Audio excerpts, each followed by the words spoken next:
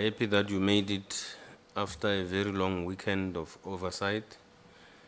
And a very good morning to you, Deputy Minister, with your team. And a very good morning to the Department of Science, Technology and Innovation, together with CSIR. We have taken a decision to invite CSIR because our industry, the mineral and petroleum, is involved in important work of making sure that the space is sustainable. That would include making sure that mining takes place even in deep mining areas, extending the life of mines, but most importantly, we are involved in what we call just energy transition. And our view is that, like we always say in this portfolio committee, that the intention is not to move away from specifically coal to something else, is to move from high carbon emissions to low carbon emissions. And that will require technology to clean coal and other fossil fuels. And that will require research and so forth. That's why we don't use the vocabulary of moving away from coal to anything else, mostly renewables. We are not against renewables, but we are saying the two can coexist. So in order for us to have energy transition that is just, technology has to be featured so that we make our resources clean and be able to move forward to a greater economy. But CSIR has interesting initiatives to make sure that the energy space, the mining space, is modernized. And that's why we are interested in them coming to present to us these initiatives, these important initiatives.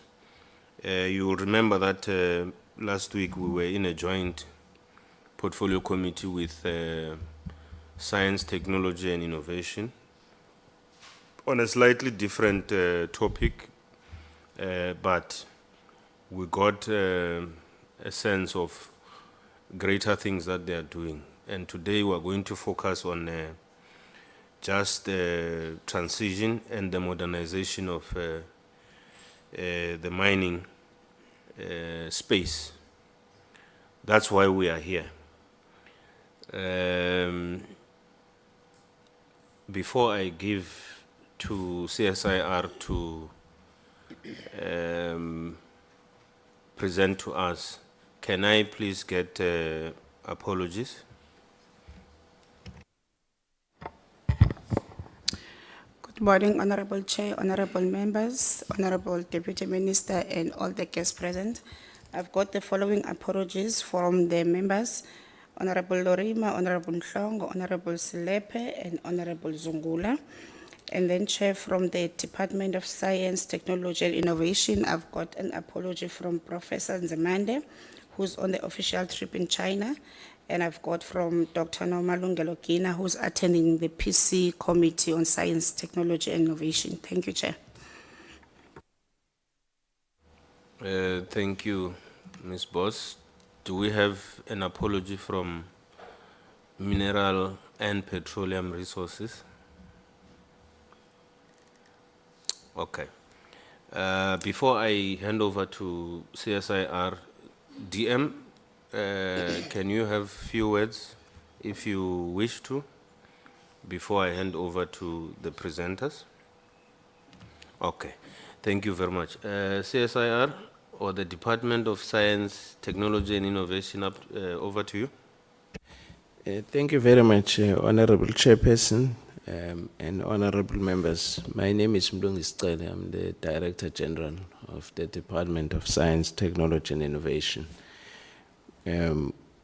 We also wish to extend our appreciation to the Deputy Minister and the Deputy Director Generals from the Department of Minerals and Resources, who are also here to support our presentation. Chairperson, we also appreciate your opening remarks, which talk to the collective commitment to move from high carbon emissions to low carbon emissions. The presentation that will be made by the CSIR, it builds on government's commitment, which is expressed through a decadal plan on science, technology, and innovation. One of its priorities is the modernization of key sectors, mining, manufacturing, and agriculture. And as you have correctly said, Chair, that our country is endowed with a wealth of mineral resources and is strategically positioned to utilize mineral beneficiation as a catalyst for the transition from high carbon to low carbon economy. By advancing the domestic processing of key minerals, particularly those integral to clean energy technologies, such as platinum group metals and manganese, the country can significantly reduce its carbon emissions while also creating new avenues for commercialization. This approach not only enhances the value chain within the mining sector, but also supports the development of green industries, thus positioning South Africa as a key player in the global transition to a low carbon economy. Our department has supported a variety of initiatives through the energy research, development and innovation programs, flagship programs, including Hydrogen South Africa, and a range of energy storage flagship programs with the title series of technology demonstrations being a good example. I would like, therefore, Chairperson, to request the Group Executive of CSIR and his team to take the Portfolio Committee through the presentation. Thank you. Over to you, CSIR. Thank you, DG. Honorable Chair, honorable members, honorable Deputy Minister, DDG from the Department of Minerals and Petroleum Energy. My name is Mudodi Masrumule. I will take you through the overview of the CSIR. I'll try to be brief. My colleagues will help me with the rest of the presentation. We touch both the modernization and other important issues, including the clean coal technologies that we think are important given the endowment this country has. Now, the CSIR has been around for 8 years this year. It was created through an Act of Parliament, which was amended in 2014. Basically, the CSIR is a multi-sectoral organization, an organ of state that performs directed and particularly multidisciplinary research and technological innovation in the national interest. These are key elements. And in fields, in his opinion, should receive preference, industrial and scientific development, in cooperation with principles from private and public sector, and thereby contributing to the improvement of the lives of the people of the Republic. That is a mandate, a hefty mandate that we strive to live through. The vision is for us is to be accelerators of socio-economic prosperity in the Republic through leading innovation. And we do so by collaboratively innovating and localizing technologies while providing knowledge solutions for the inclusive and sustainable advancement of industry and society. We live by values, excellence, people centricity, integrity, and collaboration. So the CSR strategy, as conjured at the beginning of the tenure of Dr. Lamini, our CEO, is developing, maintaining, and applying science, engineering, and technology capabilities for the inclusive growth of the South African economy, improving the performance of industry, and supporting the creation of a capable state. So the strategic intent really looks at the growth of the South African economy. Sustainability is important. I think the Honorable Chair has indicated to this. And as an organ of state, we really looked at through the lens of impact. Whatever we do needs to contribute to, it needs to impact the society, the people of the Republic, and positively. And we need to have relevance. So the strategic pillars of our strategy are mentioned here. I'll just jump through this. There are 5 key strategic objectives that we are judged against. The conducting research and development of transformative technologies and accelerating diffusion of these transformative technologies and improving the competitiveness of high-impact industries in support of South Africa's reindustrialization by collaboratively developing, localizing, and implementing technologies and solutions that contribute towards that. SO3 is driving socio-economic transformation through research, development, and innovation that supports the development of a capable state. And the SO4 and SO5 are really inward-looking. Now, we have quite a footprint. Our biggest campus is in Pretoria. We have a footprint in Johannesburg, Durban, Gqeberha, and Stellenbosch and Cape Town. We have a total staff base of about 2,300. Of these, 79% are Black South Africans. Over 1,060 are female South Africans. Our total set base is set base again, science, engineering, technology staff is 70%. The employees with disabilities is under 3%. A set base with master's degrees is 30%. Female South Africans in the set base is 40%. And I think it's important to note that in the country, the set base, the percentage of females as part of the set base is about 29%. So we try very hard to stay ahead of that and to make sure that we develop. We match the demographics of the country as close as possible. Cumulative outputs over the past 5 years, over 2,500 publications, priority patents about 35, 116 patents granted, new technology demonstrators. So these are really stuff that we're able to accomplish over a 5-year period. And I think a very important outcome, honorable members, current status, we have 15 years of clean audits, and we pride ourselves in this. Our triple BEE status is level 1, and we work very hard to make sure that we maintain these. And now we report to our executive authorities, the Minister of Science, Technology and Innovation, through a board. I'm not going to go into the organizational structure. And by the way, it will be our honor to host you at the CSIR to come and look at the facilities that are there.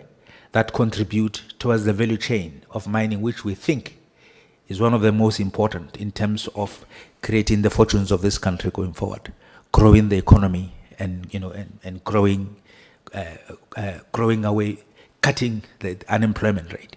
So it will be really our privilege to host you there. So I'm not.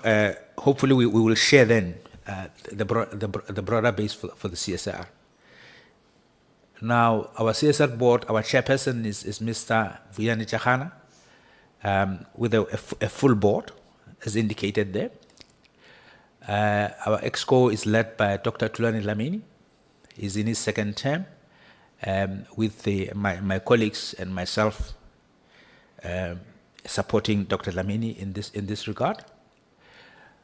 Our operating model, we have 9 areas, what we call clusters.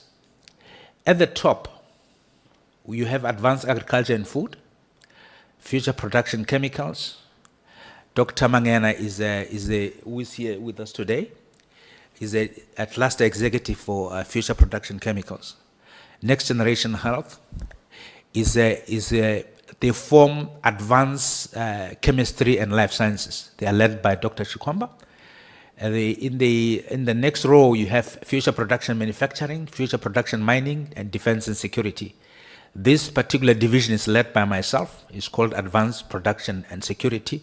But most importantly, please note, the future production mining, MinTech, and future production manufacturing, the three areas are in the value chain for mining, in terms of going into the mine safely, doing mining in a cost-effective fashion, value adding onto the ore, and eventually beneficiating all the way to full systems. So something that we hope as a country we can achieve. And by so doing, we hope that we will be able to grow the economy quite substantially, in a very broad way. And then the last division is formed by smart places. This we're looking at natural resources, water, energy, and the built environment, logistics, smart mobility. Is about smart logistics, next generation enterprises. This is digitization, really a lot of 4IR technologies. They are ubiquitous within the CSIR. They're done everywhere, but the center of gravity is there. All right. So hopefully I was able to save a little bit of time for us to focus on the main gist of this. Now, Sibongile, she's our cluster executive for mining in the CSIR. Good morning, Honorable Chairperson and honorable members. Thank you very much for the opportunity to come and again have a discussion around what is it that we're doing at the CSIR. So we exist within an ecosystem of research, development, and innovation. And as the CSIR will be celebrating its 80th year this year, we've demonstrated 80 years track record of formulating multidisciplinary teams that are able to drive innovation and really carve out competitive advantage for several high-impact industries and sectors such as mining. And we look forward to working with you as we look for your support and endorsement as the CSIR is rebuilding niche capabilities, and that includes skills, infrastructure, systems to really support the revitalization of mining RDI ecosystem.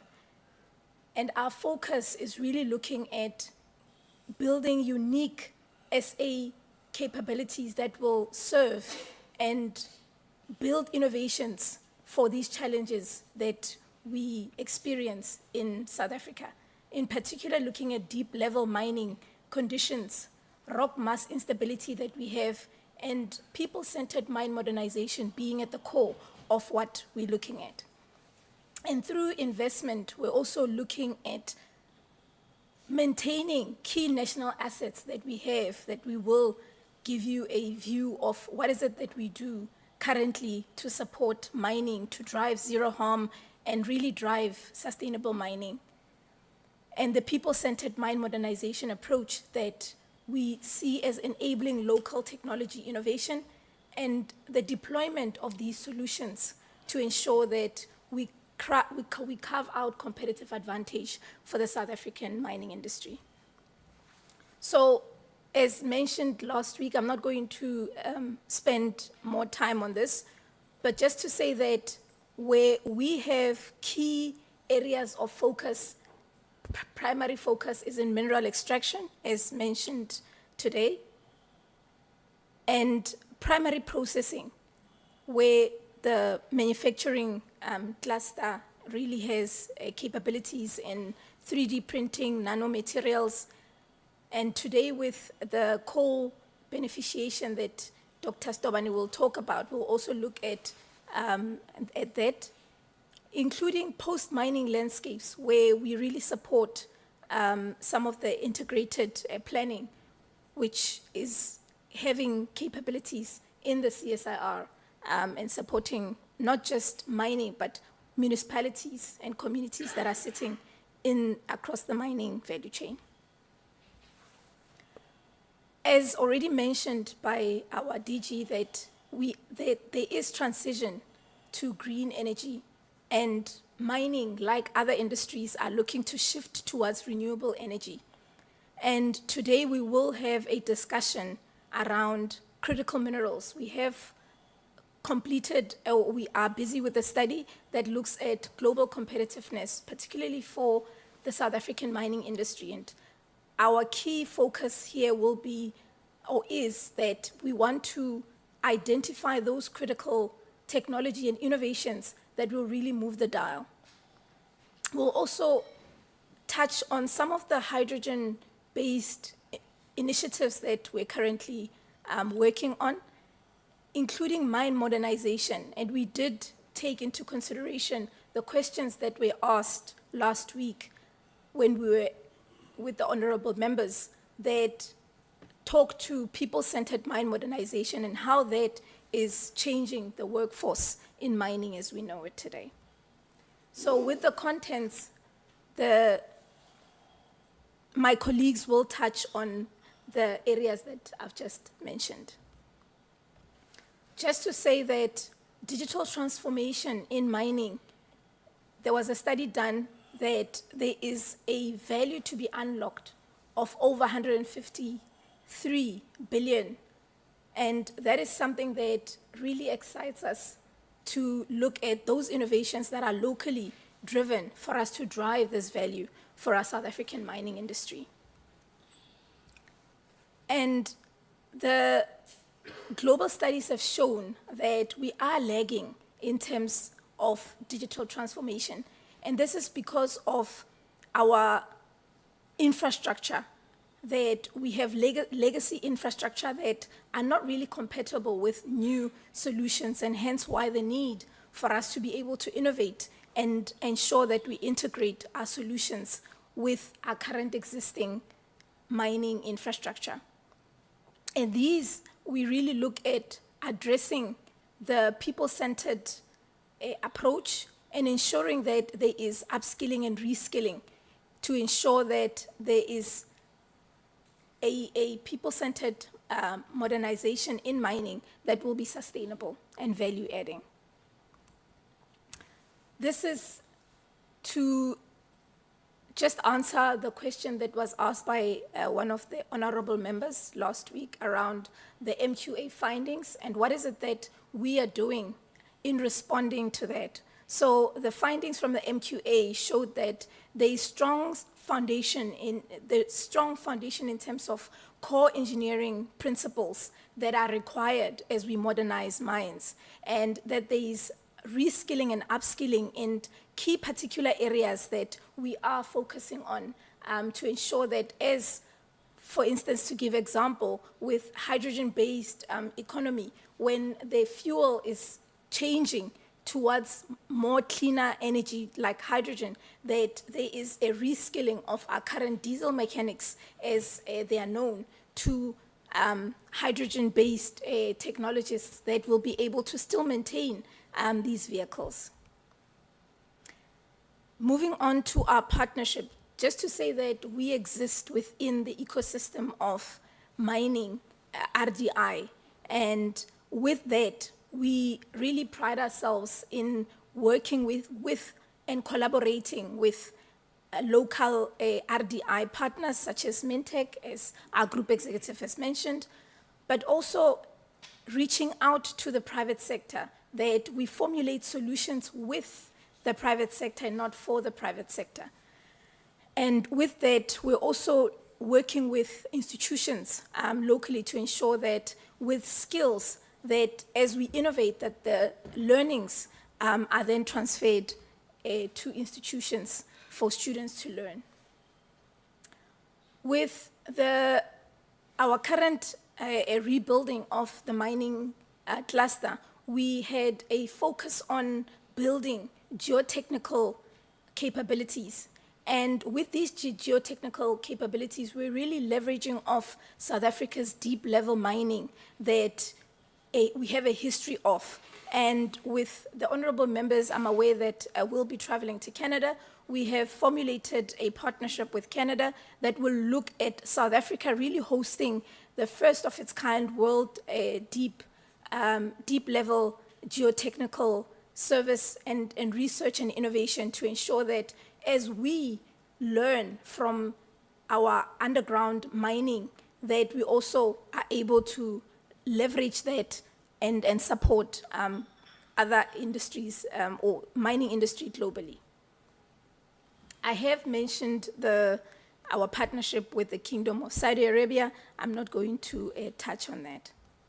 Just emphasize that with mining's key business value drivers, that we continue to support mining with zero harm, ensuring that as we drive modernization, that there is efficiency and productivity improvements to drive down costs, and ensuring that we've got a sustainable mining and responsible mining production in South Africa.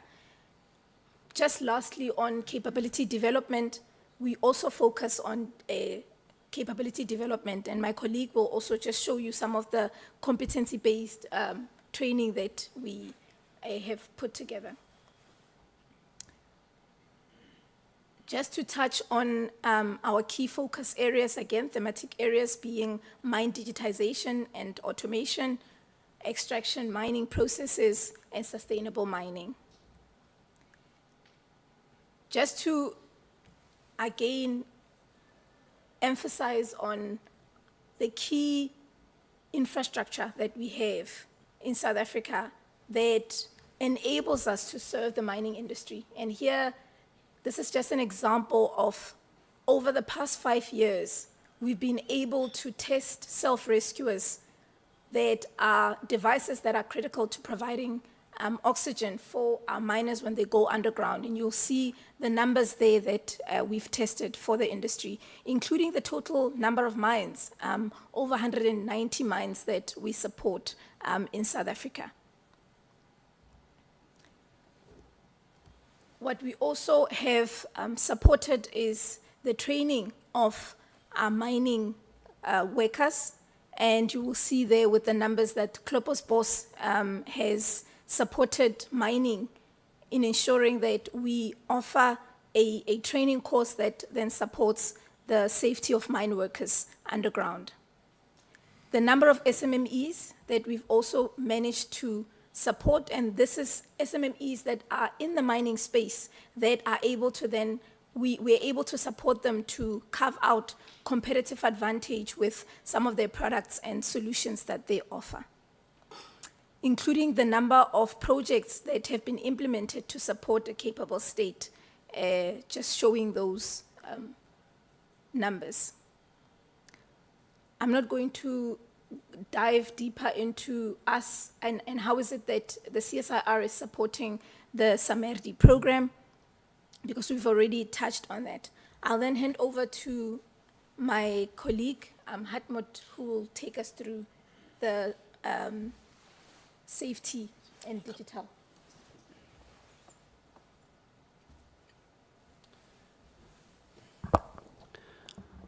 Good morning, Honorable Chair, honorable members. My name is Hatmut Brotner. I look after the Mining Technical Solutions team, and I'll be taking you through three thematic areas. One is health and safety, technology, digital technologies and automation, and then the third will be sustainability. So health and safety is a core part of the function that we do within the mining-focused area within the CSIR. It's something that we see as critical, and we look to support the zero harm initiative within the industry quite in a focused manner. One example that I'd like to provide is an assessment that we did with our colleagues at the Mine Health and Safety Council, where we essentially did an ergonomic study for women in mining. And essentially in that snapshot that we were able to take, we essentially asked how it would, what the assessment is of working with a self-contained self-rescuer. Now, a self-contained self-rescuer is a steel box that you would usually have attached to your belt when you go underground. It's usually sitting maybe on your right-hand side, on your left-hand side. And the purpose of that device is if anything happens in an underground environment and the air becomes non-breathable, that you're able to take this device apart quite quickly, and it provides you with about half an hour's worth of air supply. Now, this is a critical device to have for underground. What is very interesting, if you just have a look at the questionnaire responses, broadly speaking, the devices currently as they are designed, too heavy, they get in the way with movement and your ability to do work, and this was tested during some ergonomic assessments that we had done with a cohort, as you can see in some of the pictures that we've provided. Now, from a CSIR perspective, the question we are asking ourselves is how do we make these devices more fit for purpose, specifically for women in mining, and we currently are executing a project where we're looking to make these devices smaller, lighter, more favorable for you to be able to do work underground, and you'll be able to move without being too uncomfortable. We've filed a patent already for some of the designs, and we're making good progress. So that's just one of the aspects that I wanted to highlight. Now, technology is useful to have, but you also need to know how to use technology. So another aspect that we really look at, which our executive cluster manager has mentioned, Bongi, is around training. And we're looking specifically at competency-based training. And what that means is there's various forms of learning. You can sit in a classroom and you can listen to your lecturer, to your trainer, explain the different theories.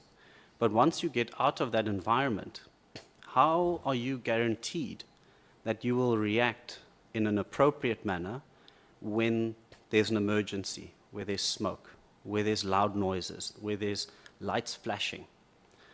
So what we have put together is a concept called competency-based training, where yes, there is some theoretical training, but you start interacting with the actual devices to make sure that you can unlock and release these devices.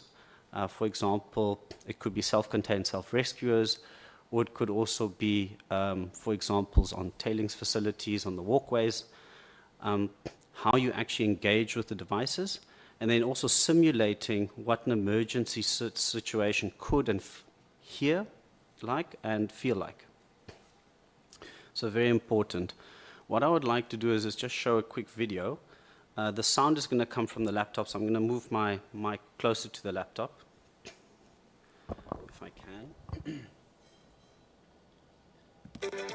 The South African mining sector employs approximately an estimated 450,000 people, all of whom need extensive training and protection against hazardous events that cause harm and, in many cases, fatalities.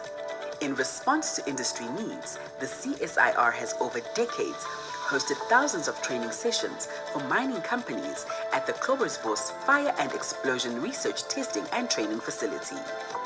Located 40 kilometers north of Pretoria, the renowned Klobbersbos facility hosts thousands of mining workers yearly, providing them with practical safety awareness training and enabling research and testing aimed at preventing and mitigating underground fires and explosions. Its unique equipment, extensive and multidisciplinary expertise, and geographical positioning allow the CSIR to test fire and explosion prevention and suppression products and to offer large-scale dust and methane explosion demonstrations as part of its safety awareness training for mining workers. In recent years, however, the mining industry has sought to find ways to enhance mining operations through modernization of the sector. This global drive compels the industry to continually seek solutions that will transform the sector through digital enablement. The CSIR has developed a competency-based innovative training framework that incorporates the use of cutting-edge technologies, such as virtual reality, to improve the safety of mine workers through immersive and experiential training and hazardous scenarios. This innovative training framework uses virtual reality to provide mining trainees with simulated, immersive, and experiential training on how to adequately respond to near-real emergency situations, such as underground fires and explosions. The safety training can be offered to clients remotely using virtual reality to bring the remote trainee virtually on site to undergo the training modules and observe the safety demonstrations.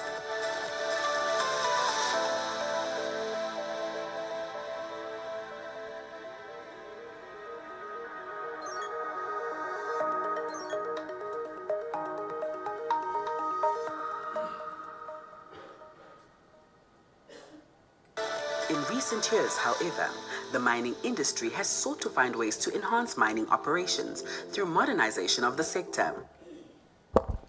Great, thank you very much. Whoops, there we go. Another technology that we've looked to develop is a device for when you're in the underground environment, is to try and identify loose rock that might be above your head. And if I had to imagine a different way of thinking about it, it's, for example, if you essentially, let's say you have retiled your floor and you want to understand if the tiler has done a good job with the tiling. So you knock on the tile and you can then hear if the tile is hollow or if the tile is fully set. And this is a similar concept that one can use for the geotechnical capability that we are building here, which is an acoustic device to check if the rock above your head is loose or if it's fixed. It's a very exciting development. It is something that we are currently working with our colleagues at the Mandela Mining Precinct, and it's well under development currently. So another very much safety-focused development. The last one that I would like to speak about is there is slowly a move more and more from the various mines to go from diesel to battery electric. So you'll see a lot of this in the news where various companies are shifting to EVs, as they call them, electric vehicles. Some of the risks is the batteries themselves. So what we've been able to do with the help with one of the mining houses is do the first full-scale fire test with a lithium iron phosphate battery. It was with a full 9-ton locomotive, which was quite interesting and simulating a real environment. It was done at our Klobbersbos facility, and it gave also the mine rescue services team an ability, which is the team that typically rescues mine workers in emergency situations, the ability to understand how to put some of these emergency situations, bring them under control. So this was a very exciting development, especially with the move from diesel to electric in some cases in some of the underground mines. Now, technology is moving very quickly. I suppose, if one looks at the newspapers and reads online, there's a lot of technology development, and at the CSIR, we're very much at the forefront of that. And from a mine modernization point of view, we've got a big focus there as well. You've just seen now some of the safety aspects where we use some of these technologies, from devices to software and so on. And here I just want to focus on one or two of the digital technologies that we've actually built with the mining industry as well. So, mine modernization is very important. It's important from a competitiveness point of view. It's important from a efficiency, safe work environment, skills development, and also driving cost. Those are quite important. And why are we focusing specifically on digital? Well, digital in many cases, is a high impact solution, both from a sustainability and a financial point of view. Technologies need to be able to speak to each other. So you've got technologies that are made from different brands. You want to make sure that they speak to each other so that the information is fed through for effective decision making, for skills development, as we just showed with the VR competency-based training, and then also making decisions based on data instead of making decisions without any tangible information at your fingertips. Very important. So a technology that we had developed, the TMM Digital Twin, is essentially a safety risk profiling tool that we've developed within the CSIR. And the way I could explain it is very simply, if you consider a tracker in your vehicle where you've got various brands, and essentially the tracker companies would be able to understand where you're driving and so on. So imagine a tool that would be able to track your vehicle accurately enough for you to understand location, but also understand your speed and how you brake and so on. The second element to this is what we call a traffic management plan, which is very much similar to your basic traffic rules that you've got on the roads. So everything from a stop street to speed limits to, do you stop at a red robot? Do you drive over a red robot and so on? So imagine those elements being brought into a mining environment where they have also put in place similar rules, stop streets, speed limits, and so on. And it's essentially to assist in, monitoring and designing your traffic management plan or your traffic plan in a safe way. From a solution point of view, here's just sort of a quick summary around, the current status of the tool. We've been able to do a field demonstration at a very large open cast mine, which was very exciting. We have recently, and we're even more excited about this one actually, is commercialize it with a local SMME, youth-owned level 1 BEE SMME. And what's really interesting about this has come out of the innovation ecosystem, because this very same company started with the Technology Innovation Agency, was incubated there, started with the collision avoidance systems as a base product, and they were introduced to us, where we then together commercialized the technology to a point where they're now looking to start bringing this into the market, and they see this as a significant revenue stream for themselves to grow the business, which is wonderful. So again, I think this is a wonderful example of how the RDI national ecosystem has worked together to make this happen. I think that's a very important point to note.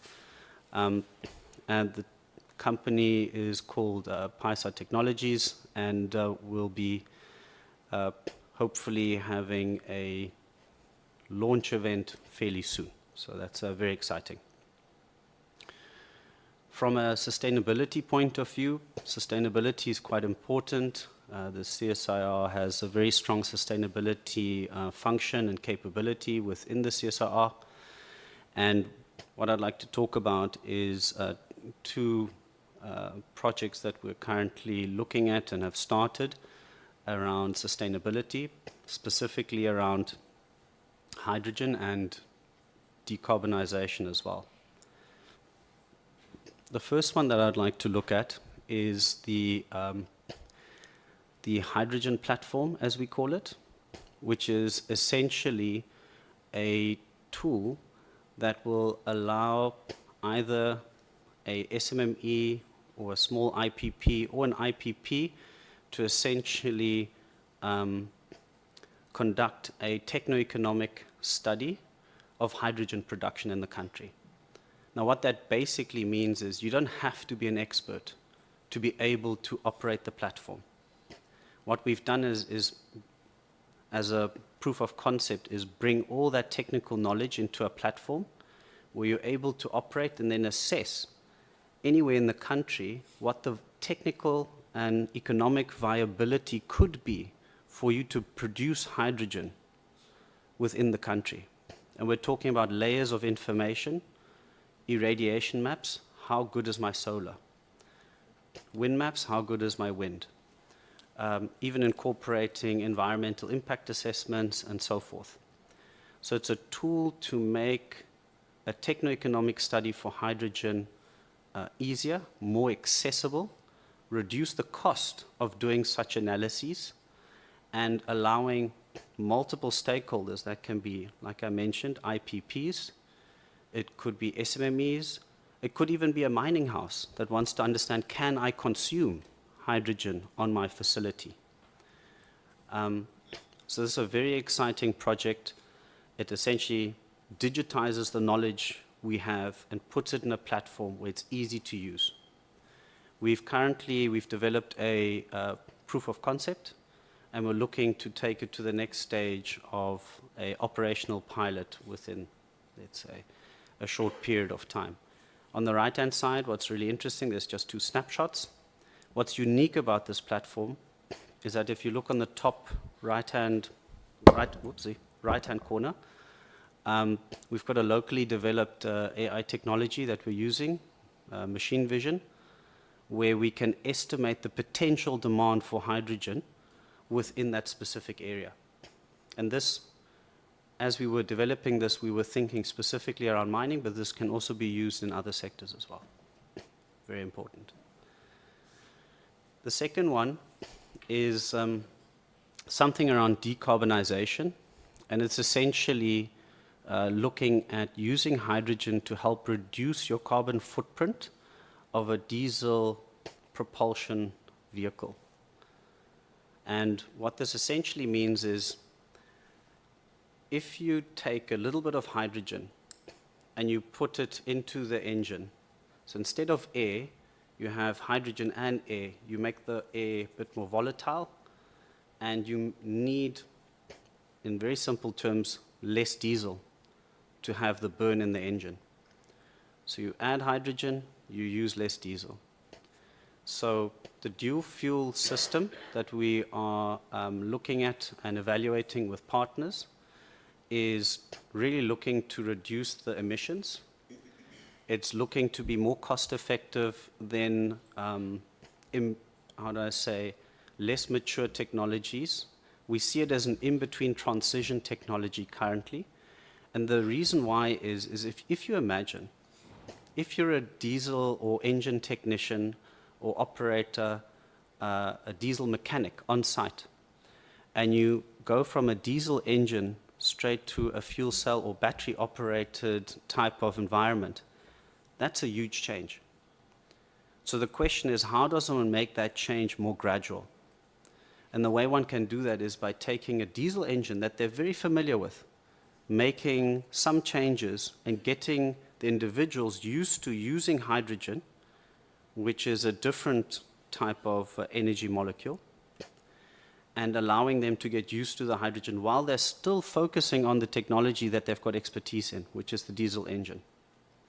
So we see that as a nice transitional technology, and what we're really trying to do there is trying to stimulate local consumption of hydrogen, which is a key element of this sort of technology.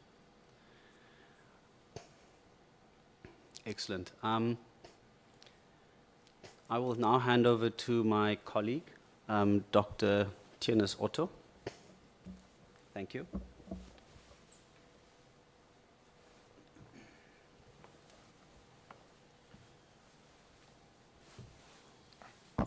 Thank you, Hartmut, and good morning, Honourable Chair, Honourable Members. It's an honour for me to present the work that we've been doing around critical minerals at the CSIR. And I look forward to share our work with you.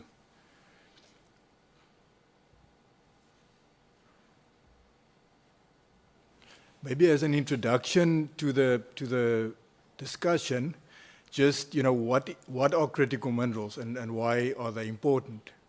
So we've spoken today earlier about the just energy transition, the need to move from high carbon emissions to lower carbon emissions, the need to introduce e-mobility, advanced manufacturing, and all those aspirations are, require minerals as an input.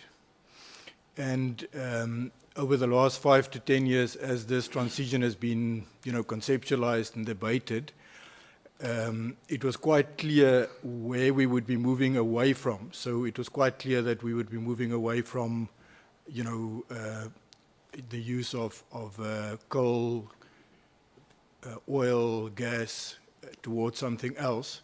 But as we've been debating this, and over the last maybe 2 to 3 years, it's become also very clear that we are moving towards something new.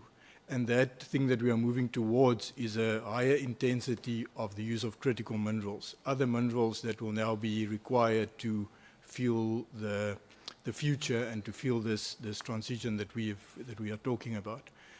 And I think that is why it is key for us to understand critical minerals and also to understand South Africa's potential role in the supply and the value chain of this clean energy.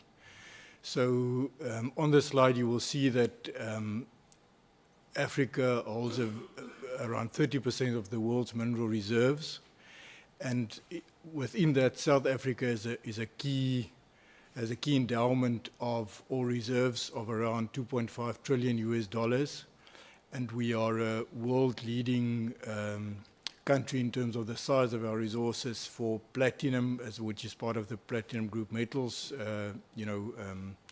basket of minerals, also manganese and chromium, and these are all classified as high criticality minerals. So for us it's important that South Africa remains relevant in the global context, and that we contribute towards the supply chains of critical minerals.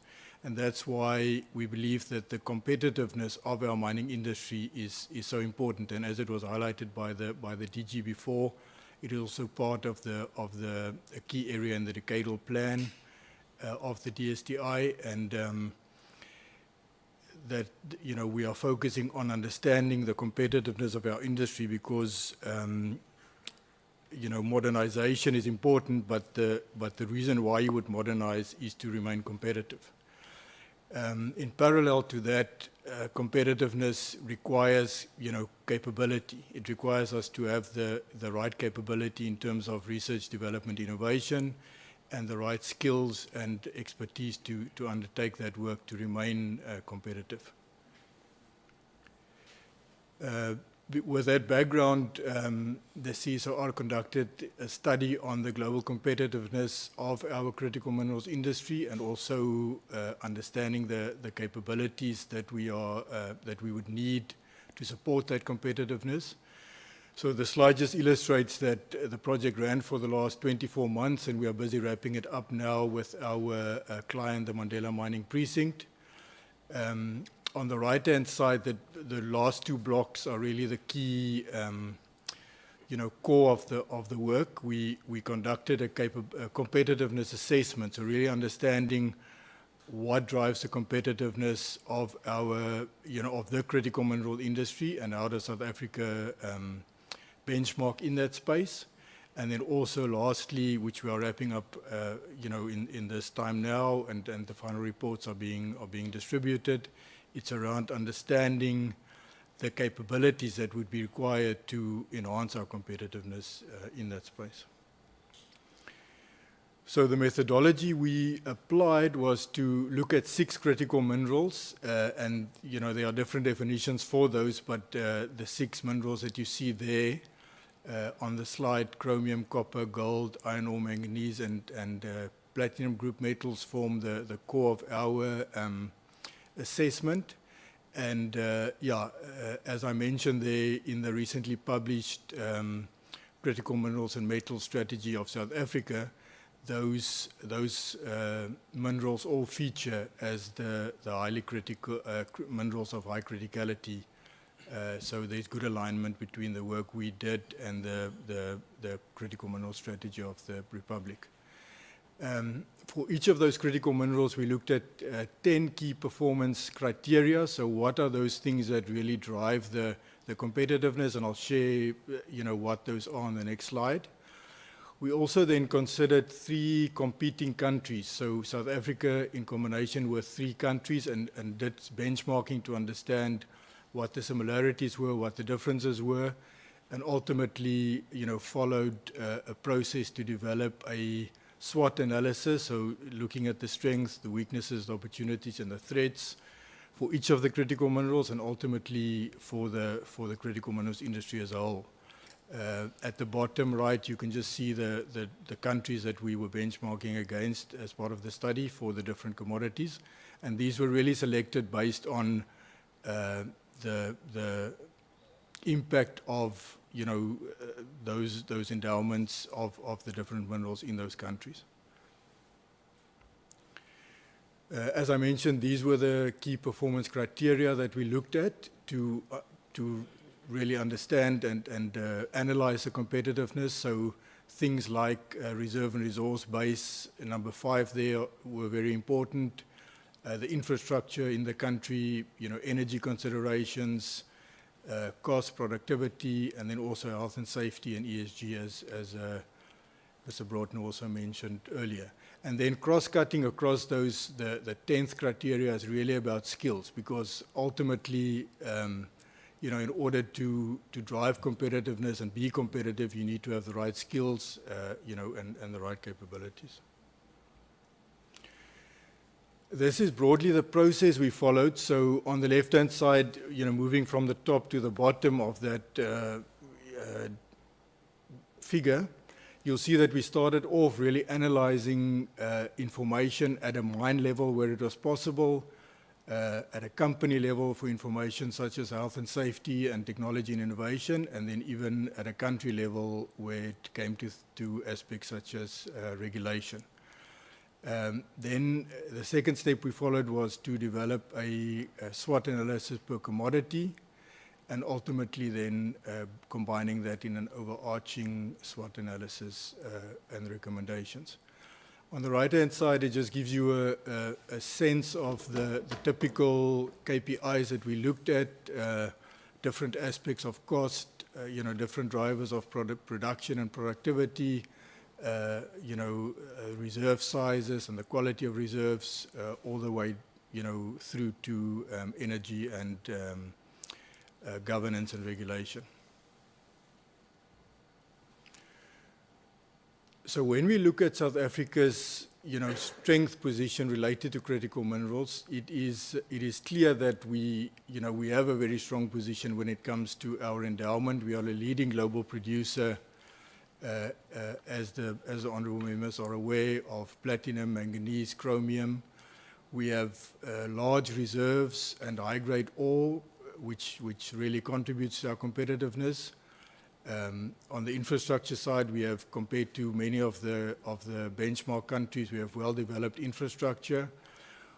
I think also very importantly, we have a vast mining skills base and expertise. We've been, we are really a country with deep mining roots and deep mining experience, and that is, to our advantage. From a learning perspective, we really saw that exploration and the investment in exploration is something that is lacking and slowing down new recoveries and new projects from the onset. Cost associated with electricity and logistics and the increases in that is a challenge. And then also skills development specifically around technologies and the adoption of technologies into our mining industry. Then looking at the opportunities that we identified related to critical minerals, very importantly, the opportunity to leverage off the mining industry and develop downstream beneficiation at source, so local beneficiation. The intentional support of junior mining companies, and this is maybe something I would just like to stand still for a couple of minutes, but it is really important that we nurture the junior miners and the smaller companies that we have in South Africa.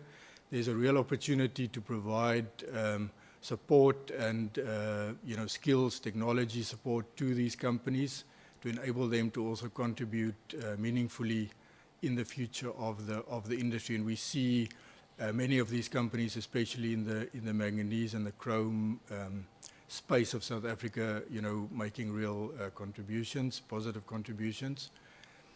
Then resource custodianship is also very important. So, responsible mining is not only about health and safety and ESG, although those aspects are very, very important, but it's also about, taking responsibility for the reserve and the resource that we are given through our mining rights. So as a mining company, you are allocated a mining right and you are given a responsibility to mine that, area responsibly. And as the CSIR, we've really seen that as a opportunity for competitiveness to make sure that those mining rights are allocated fairly and are also governed through the Mining Works program, which guides how the mine will be exploited. Technology is a key aspect, and making sure that we make the link between the technology that are being developed and the adoption of that technology, because it only really adds value if it is adopted and if it's effectively utilized on a mine or by the mining company. Then, for the future of the industry, we really need both functional skills and digital skills. I think it is very important that we encourage, young people, talented people to join the mining industry, find ways to make the mining industry an attractive destination, because it's really through that we will see a transformation, that we will see the adoption of technology. When we look at some of the threats, infrastructure maintenance was highlighted through the study as something that is, impacting competitiveness in a negative way. Policy, it's really important to have policy certainty and transparency in that space. And then price volatility was also highlighted, but that cannot be a threat and an opportunity, as we know, recently with the gold price being very high. So, the price is not something that is in control of the operator. So in conclusion, for this part on the critical minerals, South Africa really has the potential to be a global leader in the critical mineral sector. There are really major opportunities that we have in front of us that is there for us to evaluate, investigate, and take on, and in the end, through that, then attract more investment in this important industry. This is a list of the key recommendations that came out of the study. On the right-hand side, you'll see the key pillars, or the pillars that were identified as part of our critical mineral strategy. And what is encouraging is a very good alignment between the CSIR study recommendations and those key pillars. You'll notice great alignment around the need to strengthen exploration efforts. You'll see great alignment around beneficiation at source and localization of beneficiation to add more value to the ore that we extract. You'll see alignment around skills development. Junior mining is again mentioned as a key opportunity and a key recommendation that we should support in this industry. Yes, I think I've highlighted the key recommendations. So just in summary from my side, the key messages that I would like to leave the honourable members and the committee with is really that a thriving mining industry in South Africa is key to unlock our critical minerals and metal strategy. So mining, in a way, is the meat in the middle of the conversation, because on the one hand, mining adds value to exploration. So exploration on its own,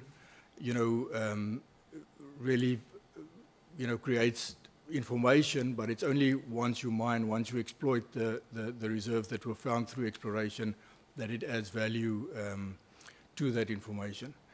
And then on the other hand, mining is also a key enabler for beneficiation. So for us to beneficiate locally, it's really important that we have a good and sustainable, responsible mining extraction industry, which then provides the feedstock for those beneficiation facilities. So what we are putting forward is a concept called resource development zones, which is which could form these hubs around which local processing and manufacturing could be centered and could be enabled by mining in those areas. It's also a place where we could see skills development and talent development, and lastly where we could see regional integration, maybe across the value chain, integration between geosciences, mining and processing, but also integration across regions, for example, between South Africa and its neighbors, or even just between the different provinces within South Africa where we have the different mineral endowments. Yes, so resource development zones are really something that we believe is a tangible proposal to think about how we can create a center of excellence around critical mineral mining and manufacturing. And thank you, Chair. With that, I'm handing over to Dr. Mangena to discuss clean coal technologies. Thank you.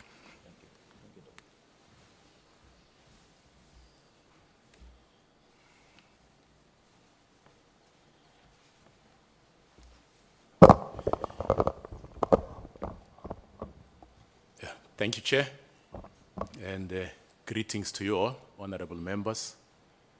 Let me say protocol observed, and thank you for the opportunity to talk to you about coal. So I'm from the chemicals cluster in the CSIR, working there as a cluster executive manager, and one of the values of the CSIR is collaboration.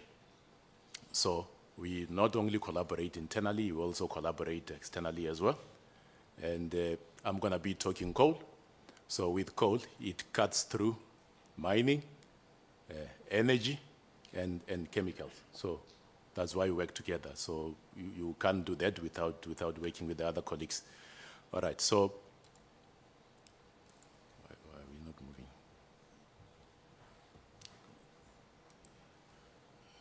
Great. All right, so we all know, and I've been hearing positive news in this room this morning. Coal is key to the energy economy in South Africa. And I would like to say that it's the bedrock, contributing 80% to electricity generation in the country. And this industry itself is one of the biggest employers and taxpayers in the country, with lots of foreign income that is earned through the industry. Lots of coal is being exported, and the industry continues to be positive. So it will continue to make a positive contribution in the country. And looking forward with this mineral, we foresee that it will continue to play an important role. And I have to say that I got excited to see in the news that coal has now been incorporated into the critical minerals, the topic you've just had. I think this is good news, and it has been long overdue. There's still issues, however, with coal utilization. And I mean, it's still regarded as dirty. And the coal people, we always ask ourselves, why is this regarded as dirty? Because we see it as just black. You talk to the coal guys, they'll tell you it's not dirty, it's just black. And I happen to be a coal scientist myself. And if you look until recently, say in the past 5 years or so, coal was a four-lettered swear word. But now we're seeing a change, we're seeing a shift, because I think reality is kicking in. We can see. So we still need to address these issues. I would say it's an issue of perception. And coming from the CSIR, we believe technology can help to dispel this negative narrative around coal. And some of the challenges, of course, we have to admit, there's pollution that comes with coal utilization. But it doesn't mean this cannot be circumvented. It can. We're seeing legislation becoming more stringent with regard to the emissions coming from coal, the non-greenhouse gas emissions. You talk the SOxes, you talk the NOxes, particulate matter. And also, of course, I mean, the greenhouse gas emissions. Unfortunately, when you use coal, especially when you combust it or gasify it, there will be CO2 that is generated. It's just the law of nature. And it's not about not using it. It's more about how can you then make it more cleaner? How can you use this more cleaner? Because it's an important resource in the economy, in the global economy, not just in South Africa. So with this drive towards net zero, we're seeing the sustainability of the industry being threatened. And there has to be some solutions, of course. And we're talking technology solutions coming from our organization. One thing that is big for us, as I said, 80% of electricity in the country is generated from coal. Of course, there's other options. And I have to say there are also good options. Between 2030 and 2034, there's a plan to decommission 7 Eskom-fired, coal-fired power stations. It's because they are reaching their end of life. Now, this is baseload power that we're talking about. And we have to have baseload power for this economy to run. And if you do this without any replacements, especially for the jobs, we'll just see a big bloodbath in terms of job losses. And this is something that, of course, should be prevented. Now, we're talking clean coal technologies today. And we believe clean coal technologies can be an enabler for sustainable clean use of coal in this country and globally. But the question is, what is this clean coal technology? It's been talked about all over. And these are the technologies that are designed to enhance efficiency and environmental acceptability of coal throughout the value chain. And here we're talking from coal preparation all the way down to utilization. You were listening to a mining presentation. So in this case, we're going a little bit further in the value chain, more on the beneficiation side and utilization side. And it's here where we say, through technology, we can be able to make a difference. All right, so they include coal preparation. If I'm just showing a flow scheme here. Or is it?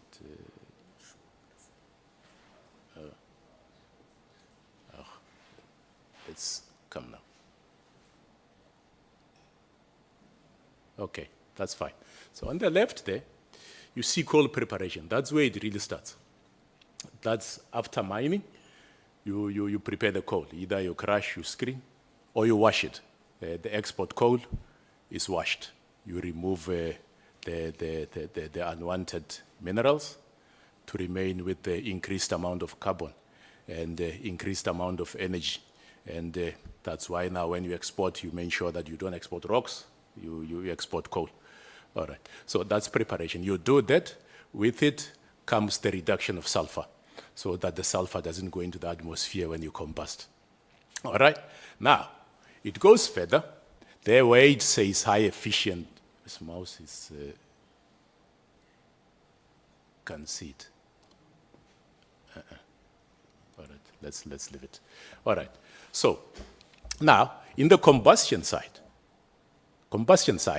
where you now burn the coal, yeah, thank you, Dr. Maseremule, thank you. So in this space here, that's now where you generate electricity. That's the preparation part. Now you've cleaned your coal, you've prepared your coal, and you take it into a combustor. So you burn the coal here, you generate steam, the steam goes into a turbine and a generator, and you generate electricity. And that's where we now are talking high efficiency, low emission technologies, right? So efficiency comes here, where you generate electricity. And efficiency basically means you make more with less. So less coal going in and more electricity coming out. So you want to increase that. You do that, you reduce the amount of CO2 that goes into the atmosphere. All right, now it's a HELI. We call it HELI, high efficiency, low emissions technologies. Now you burn the coal, something goes into the atmosphere. There's nitrogen oxides, there's sulfur oxides, there's particulate matter in this case, and you need to reduce this. And there's technologies to do that. That's why we say it's high efficiency, low emission technology. And also there's carbon capture and utilization, or carbon capture, utilization and storage, which is self-explanatory. And this is the ultimate, if you are now talking the reduction of greenhouse gas emissions. So this is clean coal technologies. Now, here's a very strong statement coming out of the IRP of 2019. It says South Africa should not sterilize the development of its coal resources for purposes of power generation. Instead, all new coal power projects must be based on high efficiency, low emission technologies and other cleaner coal technologies. So this thing, we are not dreaming it up. It's even in the legislation. And it's something that we believe in, and it's something that we believe can make a contribution, a positive contribution in the energy economy. Right, now, of course, we do research, development, and innovation. It's the CSIR. We looked at this value chain. We're like, okay, now, where are the opportunities here? And we said, coal preparation, lots of good work has always been done. Like I say, we've been exporting coal for years. The coal is washed. It's the same technology. So we don't have to do much there. There's still work that is happening in organizations like Coaltech, which we are part of. We'll talk about a project later on that we're doing together. And non-greenhouse gas pollutants reduction. Even here, there's technology that's available. For example, flue gas desulfurization. You've heard of a flue gas desulfurization plant at Kusile, the one that has just been recommissioned. So we don't have to do research there as the CSIR. However, there's opportunities in this HELI, high efficiency, low emissions technologies. Why is that? Because the literature says if you improve efficiency, thermal efficiency by 1 percentage point, you then can reduce CO2 emissions by 2 to 3%. Meaning, the efficiency of our plants right now, it's in the mid-30s. So, if you now improve the efficiency, this efficiency to say, for argument's sake, 45%, which is possible, then you have reduced the CO2 emissions by between 20 and 30%. And this is not small, it's significant. And we believe this can be a good contribution if you get this right. Now, technologies, they include supercritical, ultra-supercritical, and advanced ultra-supercritical technologies. This is now the steam in supercritical conditions, pressures of over 221 bars, and temperatures over 400 degrees Celsius. With this, you're able to up that efficiency. You can also do integrated gasification, combined cycle, but we're not focusing on that. And circulating fluidized bed combustion technology. This is our technology of choice. And we're going to be focusing on this one. And we're looking to localize this technology. We're looking to demonstrate it. We're looking to get it implemented because we believe there's opportunities in the country. If you do that, of course, there'll be skills development that form part of it, and of course contribution into the industry. And we believe it's a low-hanging fruit because it's not something that we're going to be starting from scratch. It's available. We just have to localize it. Of course, carbon capture, utilization, and storage. I mentioned this to say if you want to sort out the CO2 emissions once and for all, this is something to do. And there's also opportunities here, but we're not focusing on it now. Isn't that big, but we believe there can be work that can be done if resources are available. Opportunities there, of course, include capture technology enhancement and CO2 utilization. We talk storage, CO2 storage in this country. I have to say that the opportunities are a bit limited. You have to push or pump the CO2 all the way down to the coast, and that will just be way too expensive. In fact, you will generate much more CO2 pumping the CO2 down to the coast than actually trying to save the planet. There's other opportunities. There's a project that is driven by the Council of Geoscience, somewhere close to Secunda, looking to mineralize CO2. It's a good opportunity that we support. If it works, of course, it will really solve the challenges we are facing. But we on our side, we will focus more on utilization and enhancing the capture technology. All right, moving further along, there's been some work at the CSIR. It's not starting now. The work is spending decades, I have to say, with facilities from bench scale, pilot scale, and even industrial scale. The work included combustion, gasification, pyrolysis, and even agglomeration. But I have to say that this work now, most of it, it had to be stopped because, as I mentioned earlier, that at some point, coal was a four-lettered swear word. So there wasn't really interest here. When you do work at the CSR, it has to be self-sustained. If you don't have interest from anyone, there's no point in doing it. So it had to stop, unfortunately. But we're resuscitating that because we're seeing interest, and we believe it's the right thing to do. We believe it's something that can contribute to this economy. There's been some successes, of course. There's plans that were built from the teams. There's a whole list of them. And we believe we can take this forward and contribute to the economy. Circulating fluidized bed technology, localization. We have a program that we are running. As I said, this is the technology of choice for us, Healy technology. It's available from leading technology suppliers, and it's proven to be reliable with low capex and operating costs. Of course, the environmental performance is excellent here. You don't have to bring in an additional process step. When it comes to SOx emissions, the capture is in situ. You include a sorbent in there. The sorbent captures the sulfurs, and you release it with the ash. NOx emissions, the temperature is low enough that the emissions cannot be excessive. So these are the advantages. It's also flexible when it comes to fuel. I mean, our coal, when you mine the coal, is the quality is not going to be the same every day. You can mine at this point and move a few meters and get something completely different. And that's what we are seeing with our coal in the country. It's variable. And when it comes to ash, high ash coals, It can handle that.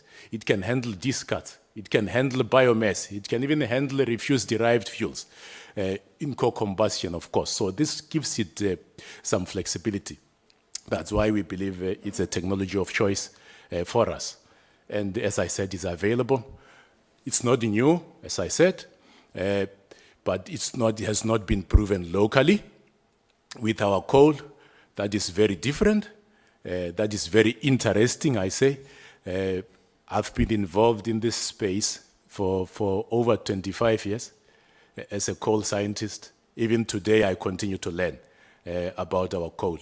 And there's lots of people who got lots of surprises. They thought they know it all. And they would just plonk the technology on the ground and they get big surprises because you don't know what you are getting from underground. You have to really have a good handle of it. You need to understand the science behind it so that you can use it the way it needs to be used, efficiently and effectively. All right. As I say, it's not new. There's plants that are running. There's this plant in Poland, commissioned back in 2009. It's running very well. The efficiency around 43%. I mentioned the efficiency of our local power stations in the mid-30s, so you can see already that this thing is working. There's another one in South Korea.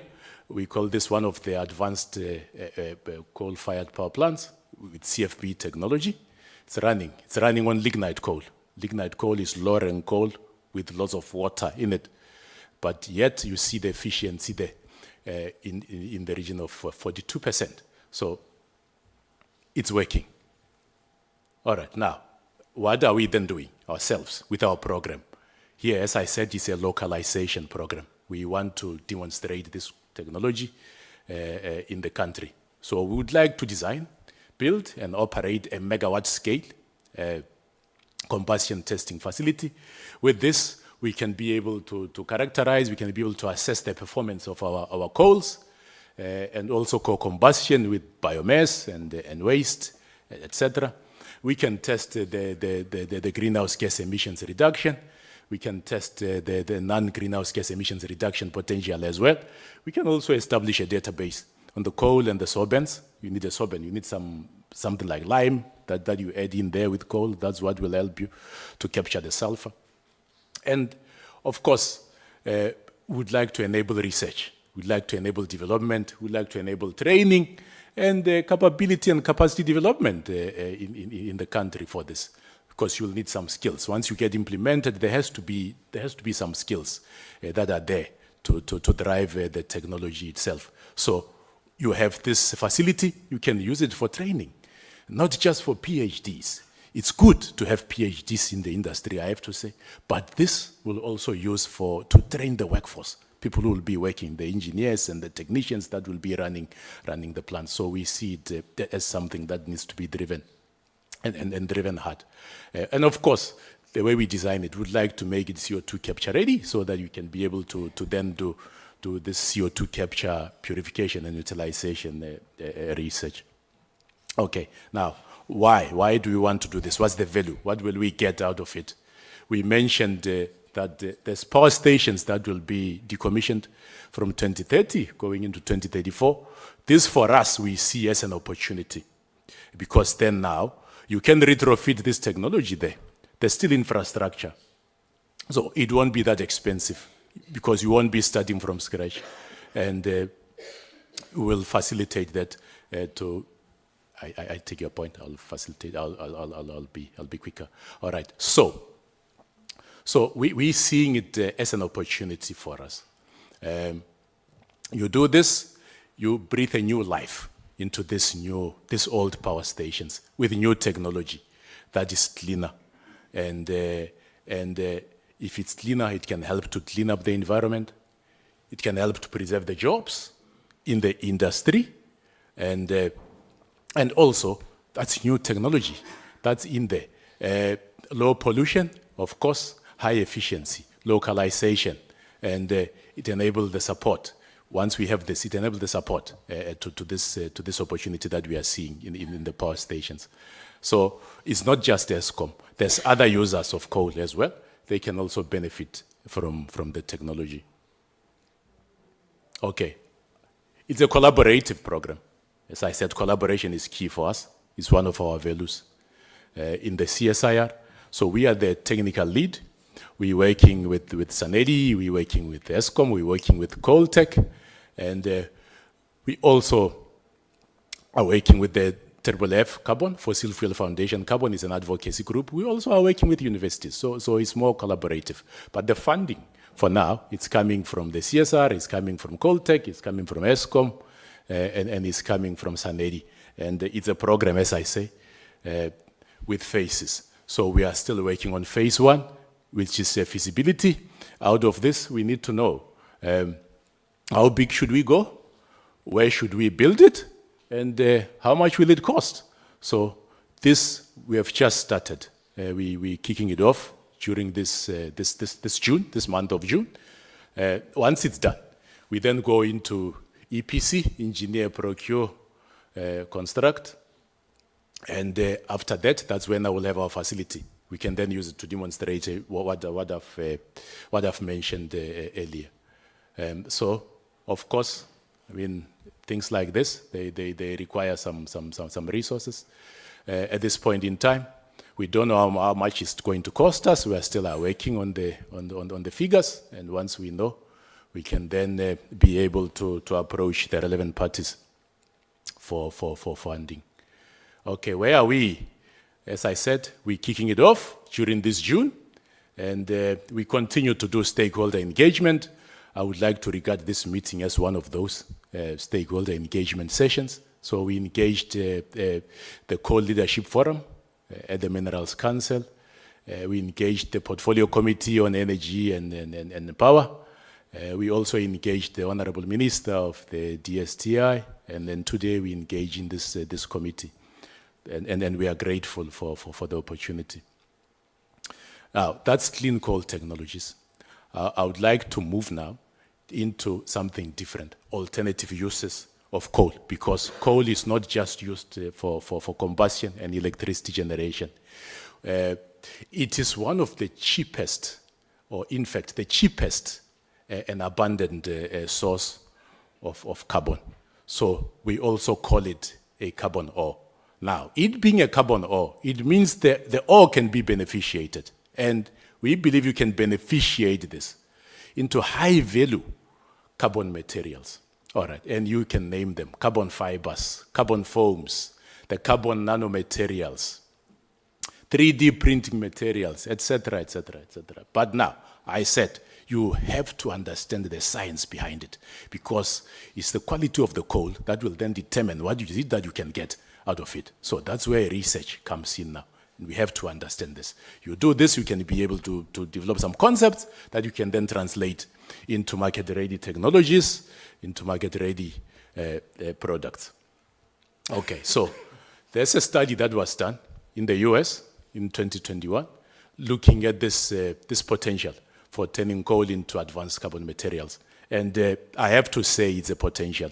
And in the US, they're saying by 2050, it has a potential of creating $109 billion in value and over 280,000 jobs by 2050. That's in the US. We can localize this in South Africa through the CSIR. I said I'm from the chemicals cluster. In the chemicals cluster, we are very strong when it comes to biomanufacturing. We are very strong when it comes to nanotechnology and advanced materials. Got lots of skills and expertise there, lots of PhDs, lots of technologies that we have developed. This is one of them. It's another material. It can be incorporated in there, and we can localize this in the country. Just some examples where these advanced carbon materials get to be utilized. We visited the VW Guha plant not long ago, and they took us on a tour. This is one of their sports cars. Right? And something that caught my eye was what they used to manufacture this. They say it's 70% of carbon fiber composite, which is really excellent. So it's saying what we are talking about here is something that is being used currently. So there's a market for it.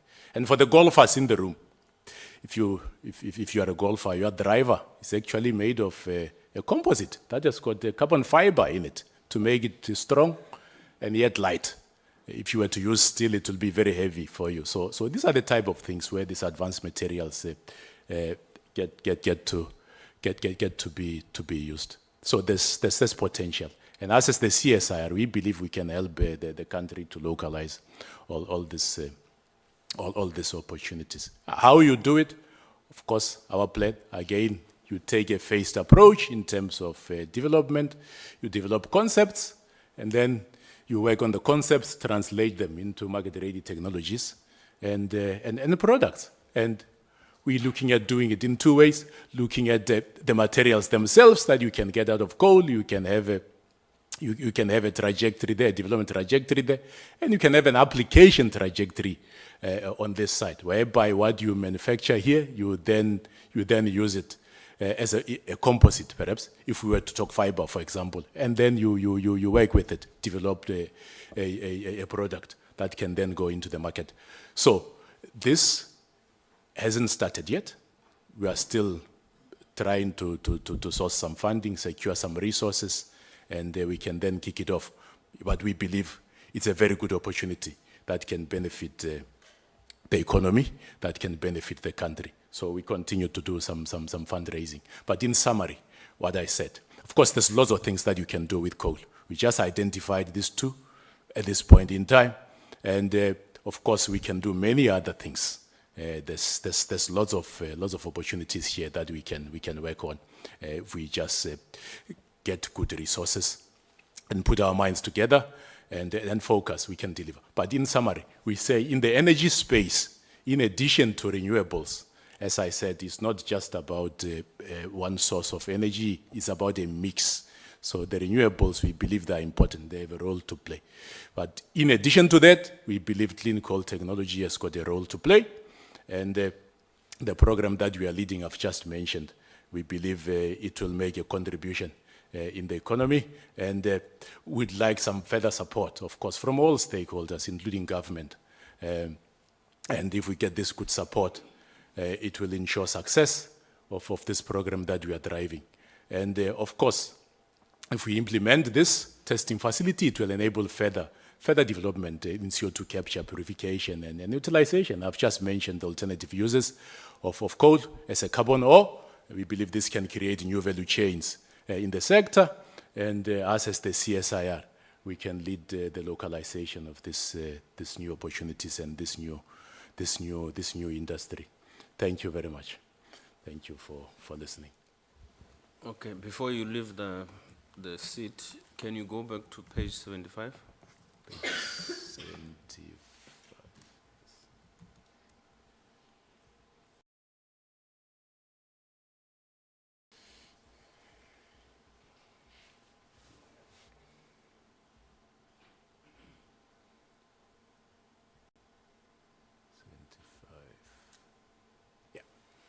What is the issue, Honorable Nchabene?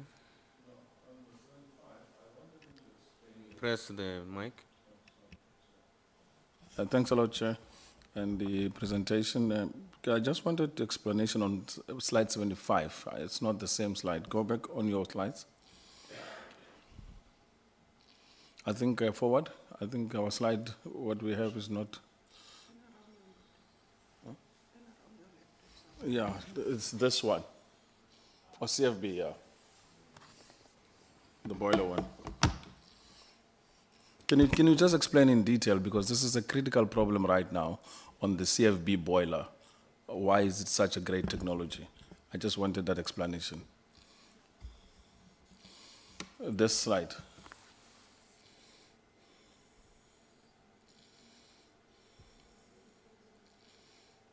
Yeah, that one. 78, yeah. Thank you. Yes, thank you. Thank you. We're looking at time to say how can we facilitate, and yeah, let's talk to it. So this.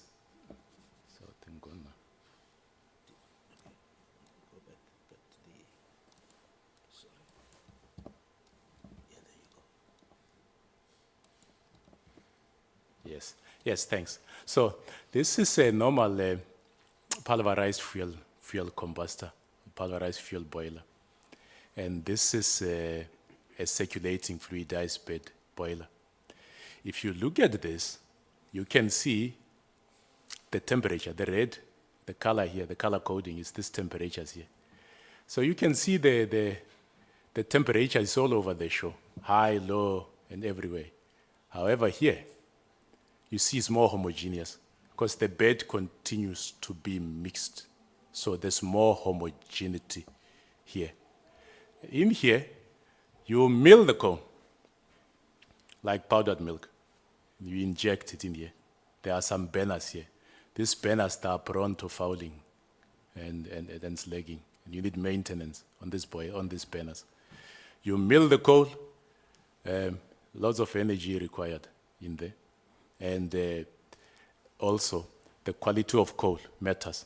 The hard grove grindability index, it matters.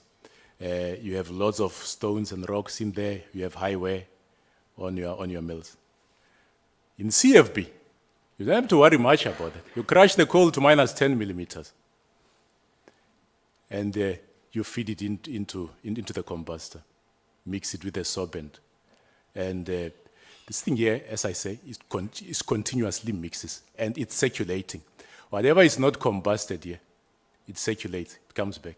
So even the difficult to combust fuels can be combusted in here.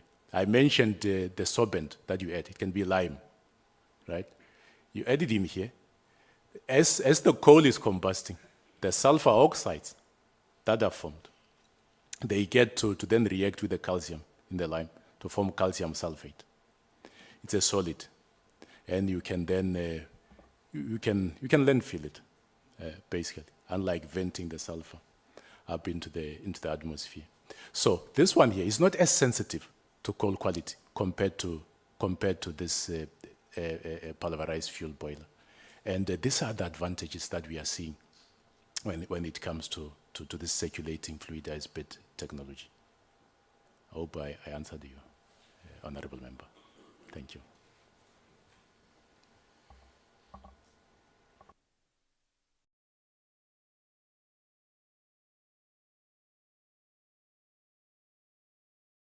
Okay, thank you very much, CSIR.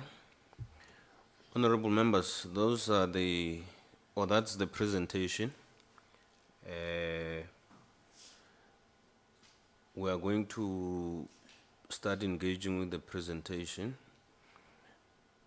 And I want to start with Honorable Hassan and Honorable Zondi. They asked to be excused. And I will appreciate if we can have a question and answer immediately, so that when they leave having received their answers. And then I will come back to honorable members. Honorable Hassan. Thank you very much, Chairperson, and thank you to the team from CSIR as well as DMPR. My first question, Chair, in the earlier slides regarding the demographics and some of the statistics of the CSIR, you guys didn't report on the number of foreign nationals employed at the CSIR. It's just interesting for us to understand. That's my first question, Chair.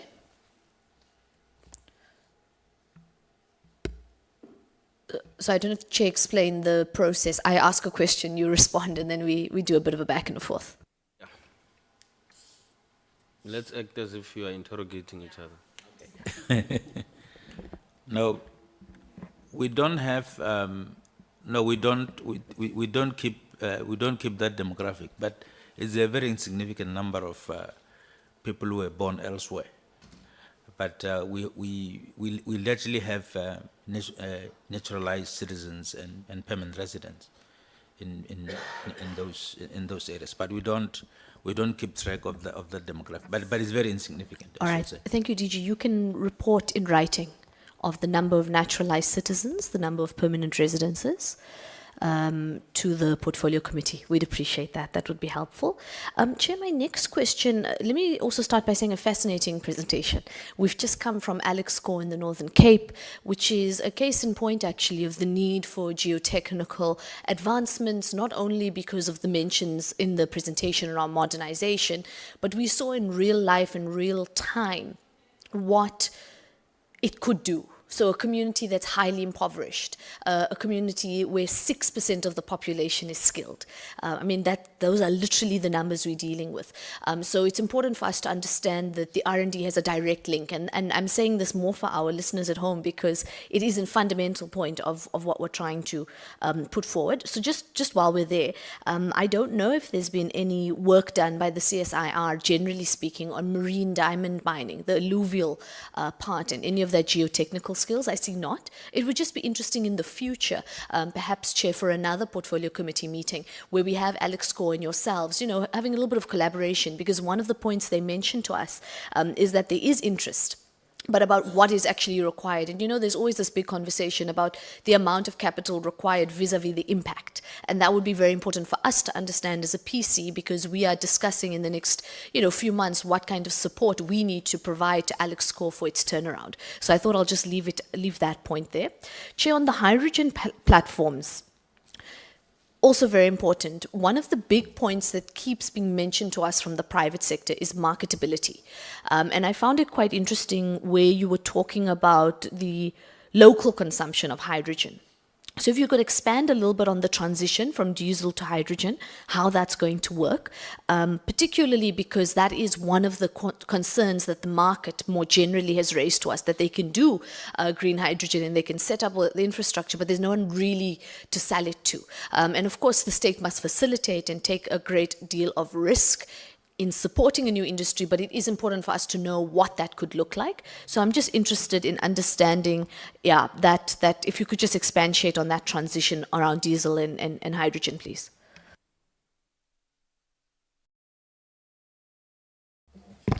Sorry. Thank you, Honourable Member. So I think, first of all, the hydrogen platform has been developed to answer the question around techno-economics.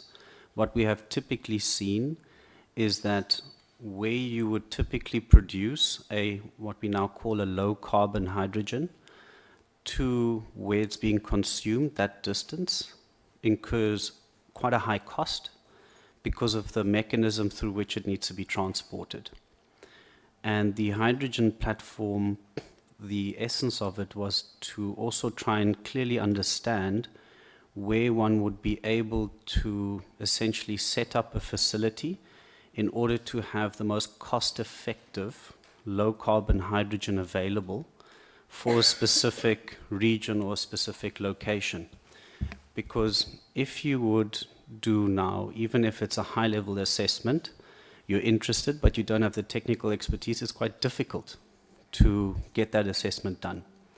So we're trying to make it a lot easier and accessible for one to do that techno-economic, so that one can then make informed decisions if it's a specific off-taker. In this case, it could be a mine.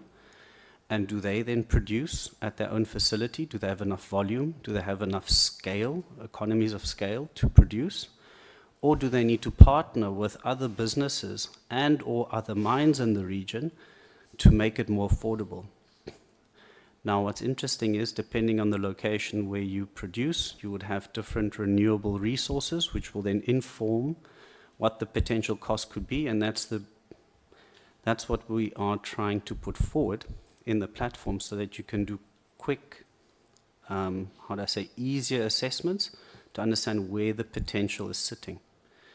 And again, it's about making this more accessible, instead of it just sitting in pockets of expertise, and it's just a handful of individuals that can help you and a handful of individuals that have access to the opportunities. We want to make it broader. Maybe just a comment. Thanks, from Honorable Hassan. The other the other use for the platform is for us to really socialize the transition from diesel to hydrogen-based fuels. As I think everybody, is aware that you've got a petrol attendant, they are clear when you drive in your car, how to handle a diesel or petrol-based vehicle. Now, the similar ubiquitous technical assessment, we would like to then provide these insights such that we then socialize the demand, but also the use of hydrogen. And I think most importantly, the safety elements, because with the study, one of the things that we also looked at is what are the safety measures that one would need to actually implement hydrogen as a fuel-based platform. Thanks. Thank you very much. I think that's an excellent idea as well, to try and get broad-based appeal and support. On the resource development zones, the RDZs, I thought that is quite an interesting idea. One of the economic policy strategy elements has been around SEZs, right? So I'm interested to know whether DTIC has been engaged. If we've already got infrastructure around SEZs, perhaps RTZs, and of course this is very particular to certain industries, could be an attachment there too. I'm also thinking about cost cutting, but also efficiencies. So if they have been engaged, I'm interested. But even related to that, I don't know if DMPR has been engaged on something of this nature, because if we're doing beneficiation at the source, it's not just mining that can be assisted. If you look at agriculture, you mentioned biomass fuels, etc., etc., etc. This really could be a game changer given the challenges that we face, but I'm interested to know what kind of holistic interactions have been happening with yourselves, with DMPR, if at all, DTIC, etc., etc. Thank you. Thanks, Honourable Member. I'll go first and then Dr. Otto can add. So as we complete the study, we really are looking at socializing the concept of this resource development zones. And we are looking at engaging the DG Nzimande for us to further look at how then do we implement this. And as you clearly mentioned, the need to really collaborate and have a DTIC in the picture so that one can look at the concept in implementation. Thanks. Dr. Otto. Yeah, thanks, Honourable Member. From my side, just to add to the conversation, as we're finishing the study, we'll definitely do those engagements, and it's very important to take a collaborative approach. And just to add to what you said in the question, these resource development zones could be a special vehicle type of special economic zone with a really focused approach towards mining, beneficiation, even exploration, which is slightly different from the traditional focus of special economic zones, which tends to be more downstream. So really, I think really a powerful opportunity to create a let's call it an alternative or enhancement to a special economic zone. And as you mentioned, also the multiplier effect of mining is such a compelling story, and there's such an advantage towards the benefits to contractors working on mines, agriculture, supply chains, etc., etc. So really something that we need to take further with our partners. Just by way of quick follow-up, you mentioned completion of the study. What timelines are we looking at? We are wrapping it up at the end of June, so it's very quick. Yeah. Okay, great. So I think maybe when that concludes, to the team from DMPR, we'll also want to hear from yourselves once the study is concluded to see what kind of viability there is on these resource development zones, because it could also be a fascinating, or maybe let me say this, a critical way to implement that critical mineral strategy, in addition to the things that we've been speaking about. Chair, my very last question is... That was the last one. Okay, I'll submit in writing. It's just about rollout and implementation. Thank you. All right. Honorable Zondi. Thank you, Chairperson. Let me greet the Deputy Minister, as well as the head delegation, as well as the CSIR delegation. I'll be very quick. Maybe my first, it's a comment rather than a question. With regards to carbon capture, it's actually one of the technologies that I particularly don't like the discourse around. As a research area, it's great, but the discourse, The reason I say I don't like the discourse around it is because it's what you call a mitigation deterrent. We know carbon capture is not realistic. In fact, it uses more, it produces more carbon to actually, the energy that it uses would produce more carbon because you'd need to capture and pressurize this particular carbon that you get, which defeats the purpose really. So it's good as a research area. There is maybe in future possible benefits, but to put it in a strategy for the country, it's something that personally I would be totally against because, as I say, it is a mitigation deterrent. My first question, Chairperson, is in slide, I think it's slide 20. How do you arrive at that figure of 150 billion rands? So this was a study not concluded by us or conducted by us, but rather by, I think it's PwC. So it's a study that they looked at the mining value chains and the thematic areas that, if implemented and adopted, could then raise that 153 billion in mining value. Okay, thank you. It would be nice to see maybe the raw figures that gives us that particular figure as the end product. The other one is, I totally agree that the workforce does need reskilling, and I'm happy that the MQA is doing some work in this. I wanted to know that, since this is partly the mandate of the MQA, are they working with CSIR to ensure mining learnership programs aligns with this new demand? Beyond, the surveys that they do, as well as the skills plans, which usually get a dust in a cabinet somewhere, they are never implemented. Is there actually a plan of implementing those that particular plan? Yes, Honorable Member, there was a MOU signed with MQA that was signed between CSIR and MQA, and we are looking at implementing programs to upskill and reskill, and that encompasses, learnerships, but also programs that are aimed at reskilling the current, workforce that is within the mining sector itself. Okay, thank Yes. you. The other one is, with regards to the production of biohydrogen, I'm very passionate about that because the research that I'm doing currently centers on that. Are you doing any research with regards to using, agricultural waste in terms of lignocellulosic biomass to actually produce biohydrogen?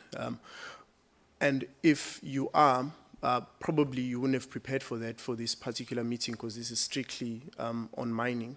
But do you also support other researchers in the country in different universities? Because what you find is that, if you want a supervisor, you want to do a PhD, you get a supervisor that will tell you that this is the research area that I focus in, and this is what you can do based on the technology we have on the lab.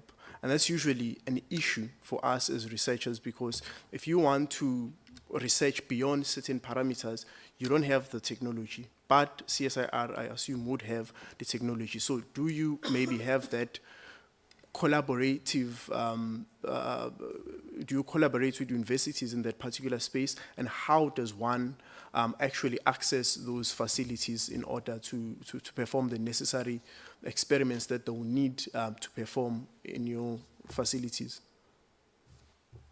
Let me take this one for the colleagues. As I said, I come from the chemicals cluster and we're doing exactly that, what you've just mentioned. So the DG is here.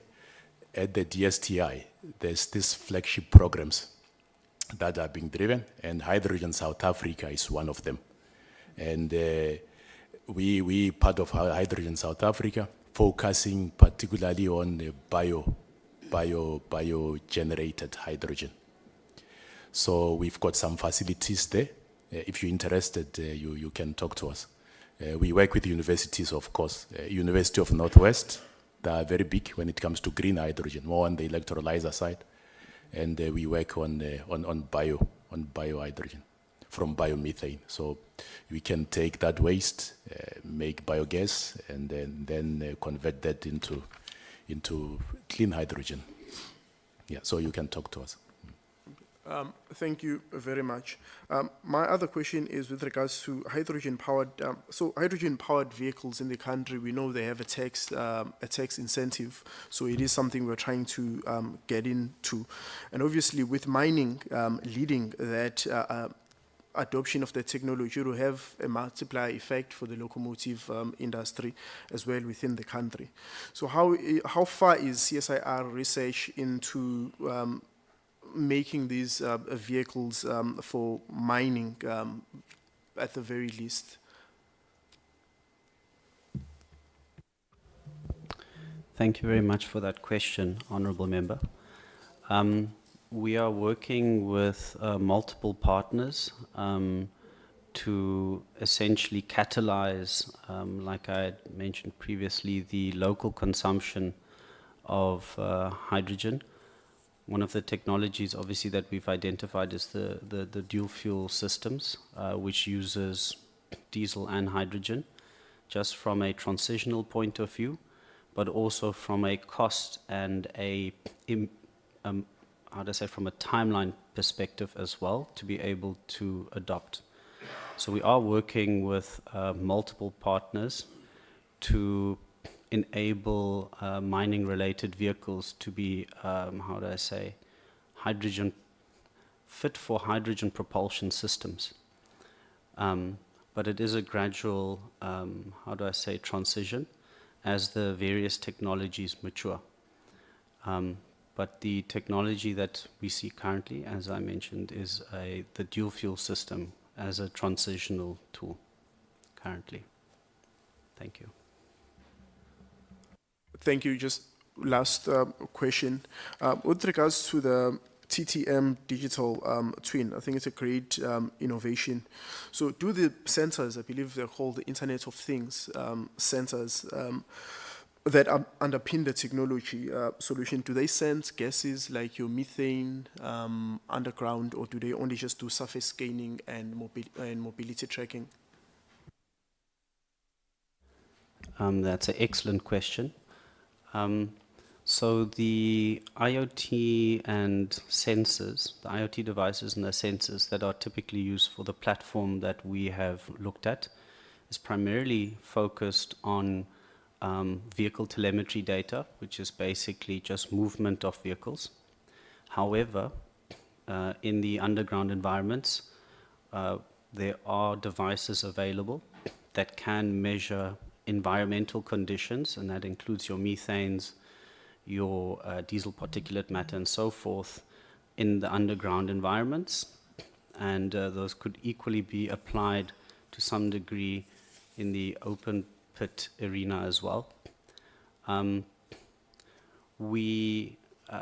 suppose from a vehicle risk profile point of view, really focus on the vehicle telemetry, but you make a very valid point around the environment. Those can easily be incorporated if needed for the platform. So yeah, thanks. Thank you. We'll take Honorable Manye, Honorable Ntlangweni, Honorable Mfukeng, Senne, and then lastly it will be Honorable Nchabele. Yeah, thank you, Chair. Firstly, I just want to welcome this presentation. Chair, I feel like I'm in Germany, to be surrounded by so many PhDs. It's not something that happens every day. So I really think we're very fortunate as a country. And I think for me to try and challenge you here on molecules and all kinds of things, it would be a futile exercise. So I'll bring you from the blue sky to the ground. Thank you. Chairperson, I just wanted to check, in terms of this presentation, it's a very powerful presentation that we received this morning. Have you ever made this presentation? But I've seen the list of people that you've spoken to, that you've listed here. Just wanted to check whether, are you planning to also address cabinet on this thing? In particular, also the Minister of this portfolio here, Minister of Minerals and Petroleum Resources. Because sometimes I get the sense that scientists tend to be quite excited with science all by themselves. But then the transition into where it must impact, sometimes there's always a gap there and all that, because I don't understand with such beautiful information that is here, why did we even have a discussion in this town, in this country, about mothballing plants? Why did that even arise? Where were you when that discussion was at play? You know, so I'm hoping that you are planning to go and address cabinet. But also, Chair, I just must say that I think with what I've heard here today, what the country lacks is political direction. We've got the technical competences sitting right here. We've got all these plans, we've got everything. We seem to be lacking political direction. So I wanted to just check, of these billions that Mr. Ramaphosa received overseas to transition us from coal into these renewable energies, how much did CSIR get of those billions? There were lots of billions that he reportedly got, whether it's IMF, whether it's African Development Bank, whether it's whatever. But the billions that he got from these loans and grants and stuff to transition us from coal, how much did CSIR get out of that? And then when you talk about you want to assist commercialization, industrialization, and all of that, I just wanted to get an example of where have you done this, and so on. Where is this industrialization? Because this country is losing jobs like you can't believe. Every day we're losing jobs. The only increase in anything in this country is an increase in unemployment. There we are on an upward trajectory, but on a wrong issue. So where is this impact of this industrial? Where is this happening, this industrialization? And then when you talk about beneficiation, I just wanted to understand, of the tonnage of all the ore bodies that we export, what percentage are you beneficiating and all that? And then on the issue of the black representation in CSIR, you just mentioned the word black. Now, I'm interested in the granularity of that. How much of that is African, and so on and so on. I'm also colored, I'm also Indian. I'm very interested in this black. You've globalized it into 70-odd%. Africans by themselves are just 80%, just Africans. So when you say black and you say 70 and you pat yourself on the back and you say you are almost matching the demographics, I'm not so sure. So I'm interested in just the granularity of that. And then you talk about a lot of technology in the deep levels and all of that. Now, the mineral dispensation of South Africa is an interesting one. I mean, the gold deposits in the main and western deep levels and so on are the deepest. And they're actually, that is the commodity that is almost near sunset. But I see you, I don't know if my reading is incorrect, I'm picking up a disproportionate amount of investment in deep level mining, yet the new, or rather the other minerals, call it manganese for instance, also almost like grassroots. Things like, even platinum, the furthest is like 2,000 meters. Gold can go to 4,000. So a lot of new minerals, manganese, magnetite, all of those minerals, chromite, they are open pit and so on. I'm not hearing a proportionate amount of investment into those minerals, and yet this is where like platinum were like within probably in the top 5 in the world on platinum. I'm not hearing investment around the what I call future ore bodies, which are not deep, but you seem to be fascinated by deep level and all of that. And in my view, the deep levels are almost dried out, as it were. So that one. Can I try and help you, Honorable Mani? Yes, please. You are on your 7th minute. And I want to apologize that I did not explain how, when you were gone, we agreed on how we question. So you'll be left with 3 minutes to give to them to respond. And if they are not responding at that time you are giving them, because it's your time, I stop them. No, it's okay. They can respond in writing, but I'll put the Okay. questions. I have no Proceed. issues. Okay. Yeah. I'm interested in substantive answers, not a ping pong. So, if you can then respond in writing, I'm quite happy. And then, why, it's, you just messed up my trend of thought now, Chair. You must give me an additional minute. Yeah. You know, I was listening it was very interesting to hear clean burn technology that you are using in coal. And then I also heard hydrogen injection issues around cleaner processing. All of these things, they say one thing to me, that we actually have this capability. Is there a way of using these technologies, the hydrogen and the clean coal and all of that, just to make sure that indeed as we go to a greener South Africa and all of that, but we don't mothball our coal reserves, because I believe we've got over 200 years of ore reserves in terms of coal. So therefore, when I hear clean coal, I hear hydrogen, I get excited. On the safety issues, although it took deep level mining, but I don't hear you dealing with the issues that are really pertinent, like the simple things like earplugs and all of that. What's a technology that is there? A lot of mine workers, they suffer hearing losses in huge amounts and all of that, but I don't hear attention being paid into things like that.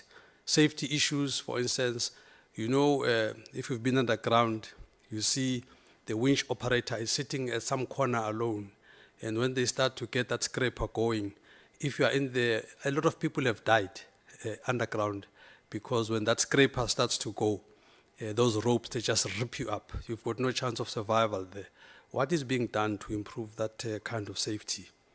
And then the zamazamas, can you just give us confidence that the activity of the zamazamas, is there any chance that something can go wrong there? They can just collapse a pillar. Can that maybe induce a level of seismicity that could be dangerous and all that? Lastly, Chair. No, I gave you 30 seconds. 30 seconds more, That okay. I took from you. Yeah, Honorable Ntangwin. Thank you very much, Chair, and thank you for the presentation. And it's such a pity Zondi had to leave, because when the presenters was presenting, I was saying to Zondi, and especially on the coal part, I was saying to Zondi, they are speaking now to you. They're no longer speaking to us, because they were speaking in sign terms and scientific terms.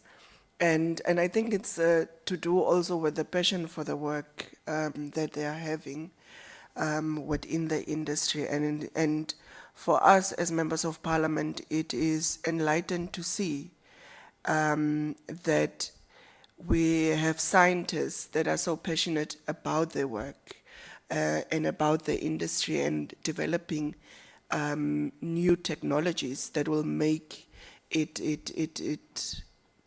much more easier and faster for the industry, and safer as well. So I just want to check, and maybe perhaps it's a different approach to what the Honorable Hassan have asked in terms of the amount of foreigners working within CSIR. To us, there is not that much a center point. But for us is how do we ensure that the PhDs that we are getting into our training in terms of how do they stay within the mainstream and stay in our country, that other countries doesn't scoop up our people that we have trained.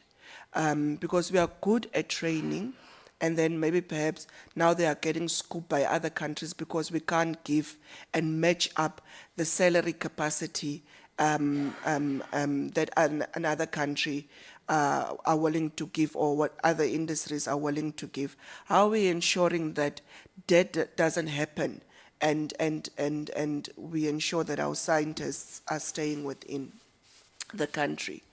And then there was a slide that you speak about the 116 patents that was granted. I just want to check, and then there was a 35 priority patents. I just want to check in conjunction with how many applications that you receive for patent approvals, or against the 116 that was approved. And then there was an issue on the health and safety that was demonstrated for us about the boxes that give you about half an hour oxygen or air up till you are being rescued. Have we also did a study in comparison to check in terms of how long does it get to the individual to rescue them in terms of those machines or lifts or whatever they are using? Is half an hour really sufficient? I know half an hour, a minute can save your life, but is there a way of expanding maybe perhaps that half an hour to maybe a longer period in terms of rescuing? And then there was a slide that was also speaking about, and I think about the lacking behind in terms of digital transformation. And I think the Honorable Asane also made mention of where we were this weekend at Alesco, in terms of when you look at the operations and you look at many of these other mining houses operations and things like that, and you ask yourself, but what help are you giving, especially state-owned entities? Because so that we are not too much also equipping the private sector only, but our state-owned mining houses in terms of helping them up and ensuring that their systems are at a nice and digital level so that they can also compete. Because it's nice to have and it's good to have a state-owned mining house, but if it can't compete with competitors that are privately owned and they have much more technologies, what is the use then? So what work in terms of are you having and helping them? Thank you, Chair. Can we have responses? There is time for responses. All right. Maybe, thank you, Honorable Chair and Honorable Member. In terms of the, I'll take the one on the skills that we develop and how vulnerable we are to particularly international markets. So if you look across several sectors, defense, mining, we are very vulnerable. Even nuclear, for instance, we are very vulnerable. The Middle East in particular, they will come and offer someone more than twice the salary, and something that does not make economic sense for us. So if we don't have a strategic intention to keep people in country, we try by all means to compete, to make sure that people do get properly remunerated. Just to give an example, with the implementation of the IPR Act, we do have, for instance, we're commercializing a radar system that was developed within the CSIR. It's going to be manufactured in the country for export elsewhere. So there we will create hundreds of thousands of jobs. And now the people who develop that particular IP, for each system that gets sold, they get the first 20 to 25% of the income. For one system that there were 3 technologies sold to the UK. For each of those, we get 4 million rands as the CSIR. So we can then take 20% of that, of the 12 million rands, and that is distributed on a yearly basis as we get it. We distribute it towards the skill. So that is one way of retaining those people. So we need to, if we have a critical mass of those opportunities, then we're able to, at least on the monetary level, be able to retain the skills. But we are vulnerable. We lose a lot of people to the UK, to the US, to the Middle East is worse. So up until we find a more, a system where we develop a lot, we're able to sell a lot and create more jobs in the country and retain more of those people, but that way.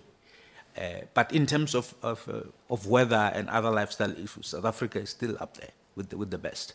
But in terms of money, these guys just come and throw money at this point. Thanks, Honorable Member. The self-rescuers, very important question that you're asking. So the 30 minutes is aimed at getting the mine worker to a refuge bay, and this is a containerized, reinforced environment where they will then wait for the rescuers. So the 30 minutes is aimed at giving them almost that lifeline for them to get to the refuge bay. And I'm saying very important question because as part of the training that we do, it's also ensuring that the mine worker gets trained on how to feel the lifeline, the direction of the lifeline, and what to do once they get to the refuge chamber to ensure that the air is tight and that they can then wait during that period while they're waiting for assistance. In terms of supporting smaller mining contractors, including state-owned entities, I think this is where we really need your support. As mentioned last week, that with the CSIR, we do get a certain percentage of PG funding, but more would be required for us to be able to then assist mines and smaller contractors.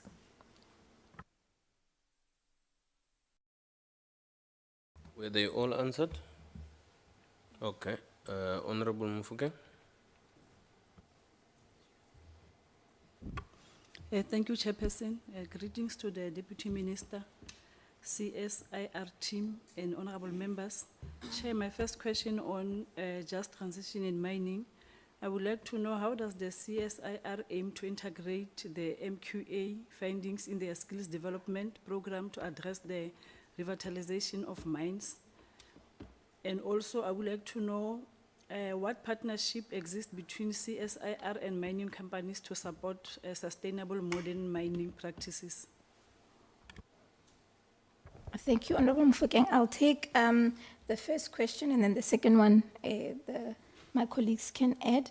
So, as mentioned, that we currently have an MOU with the MQA, and we have been engaging with MQA for us to be able to integrate the current training programs, and this includes student exchange programs where the current workforce that are either employed in the mining industry, or those students that are graduates that have completed studies but require experience would then be taken up into this program to ensure that they then get exposure to the current technologies and that they have a real feel of what it is for them to solve problems in an integrated, multidisciplinary team. We have presented to MQA, and I'm hoping that within the next 12 months that we should be able to have a program that we can have implementation on, and then show, as they say, the proof is in the pudding, then show real results on. Thanks, Honorable Member. Thank you, Honourable Member. On your second question regarding the collaboration with the mining industry, I can maybe start the feedback. From our perspective, the mining industry is a key stakeholder in what we do. We really try not to do technology for the sake of technology, although we are scientists and engineers, but it's really, our work is only impactful when it is implemented and when it is adopted by industry. So we work, for example, through the Minerals Council of South Africa, which is a body that represents the mining industry. But we also often work directly with mining companies, both mining companies that have underground mines as well as open pit mines, to firstly understand their challenges. So we go there and we listen. It's very important that we don't go there with our own solutions and sell those.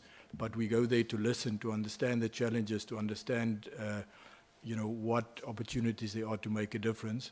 And we then work collaboratively with those companies to, define and design solutions that would be something that they can implement. So a key area of collaboration is with the mining industry, and many of the team members within the mining cluster comes from the mining industry. So we have those networks, and we, for example, participate in relevant conferences, etc., to make sure that our contribution is known and our contribution is impactful. Thank you. Honourable Member, just to add a little bit, if we possibly look at our CSIR organizational structure, you would have seen that there was a little item on the structure called the Industry Advisory Panels. That's an initiative that is run across the CSIR, but we're no different. And we've got a panel of industry experts from mining houses, from other parts of the private sector as well as public sector that are represented there. And we receive feedback, input, and so forth from those members as part of our ongoing strategy and program as we execute. So we try and engage very closely with industry and understand their challenges as intimately as possible. Thank you. Thank you, Chairperson. My other question, I would like to know what strategies are proposed to mitigate the socio-economic impact of mine closures or downscaling. And also, I would also like to know, are there pilot projects or case studies demonstrating successful just transition implementation? On this, Honourable Member, I currently don't have work that we're doing related to mine closures.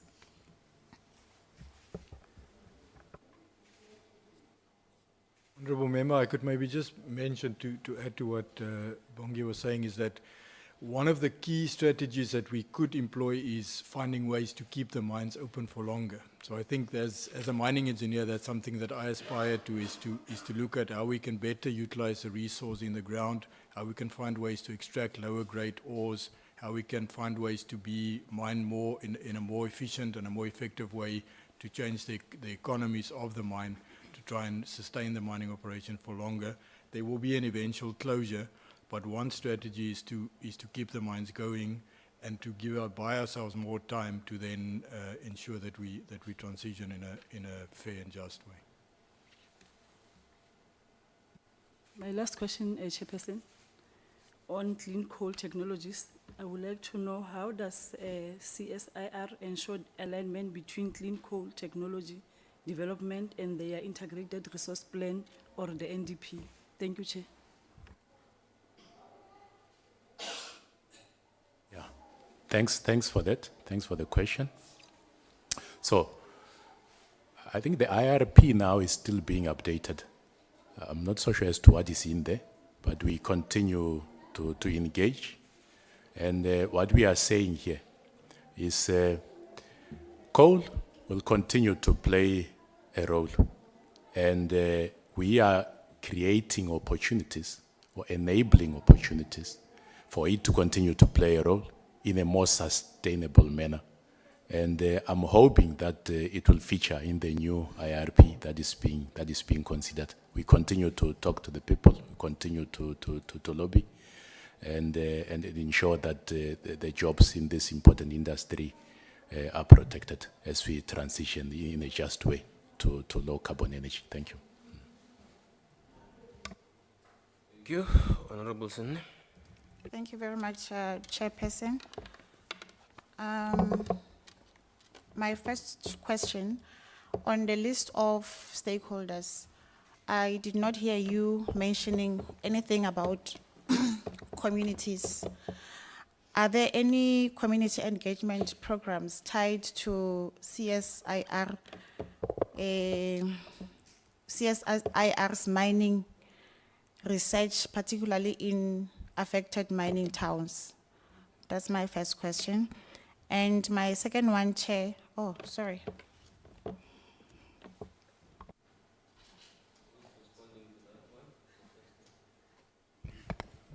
Thank you very much, Honourable Member. So we've got a fairly significant program that is run at the CSIR, which is essentially supporting the integrated planning between, how do I say, communities close to the mines, host communities, as well as some of the mining houses, where we facilitate the integrated planning between the municipality and the mining house. And there we tend to do quite a bit of community engagement as well as engagement with the municipality itself. Thanks. Just in addition, there is an initiative called the Impact Catalyst that brings together a number of mining houses, private sector companies, and local communities looking at the implementation of not just, can I say, mining specific related opportunities, but outside of mining, including agriculture, for instance, and circularity, circular economy, the use of waste tires, and how then those waste tires become a lifeline or work for people. Yes. Okay, thank you. And on slide 49, you spoke about the innovation that you have done in terms of supporting women. I'm interested to know if, have you started implementing that, or is it still on the pipeline? The technology is still in development post the study that was done. So we are developing the chemical canister. However, in addition to women in mining, we are looking at further studies on other areas that we're looking at solutions to incorporate more women in mining. Last one, Chair. I think it's Honorable Ntlangweni also asked this. Does CSIR have strategies for supporting small-scale or emerging miners with technology or data access?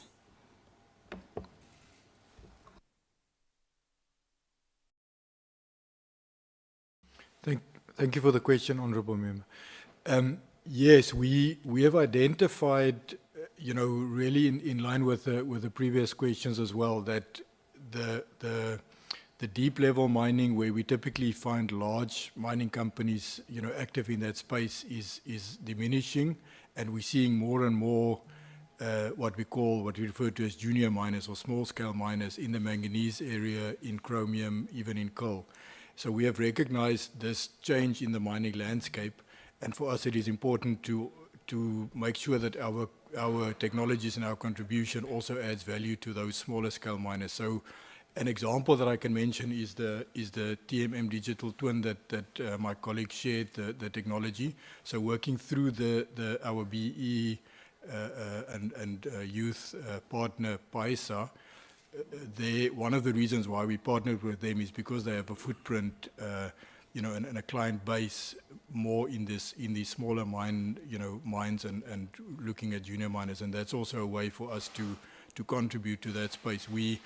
We believe that as we move forward, the CSIR and other companies, other organizations like us can make a big contribution to those junior miners that may not have the ability to have large head offices with many, people that can develop technology for them as an individual company, but almost think about it as a cooperative approach, like we see sometimes in smaller scale agriculture, where we could provide a cooperative, technology hub that many junior miners can work off, and leverage from, and that's the sort of approach that we're taking. So we are not there yet, but definitely something that we recognize and something that we want to make sure that we support the future of South African mining through our involvement with junior miners.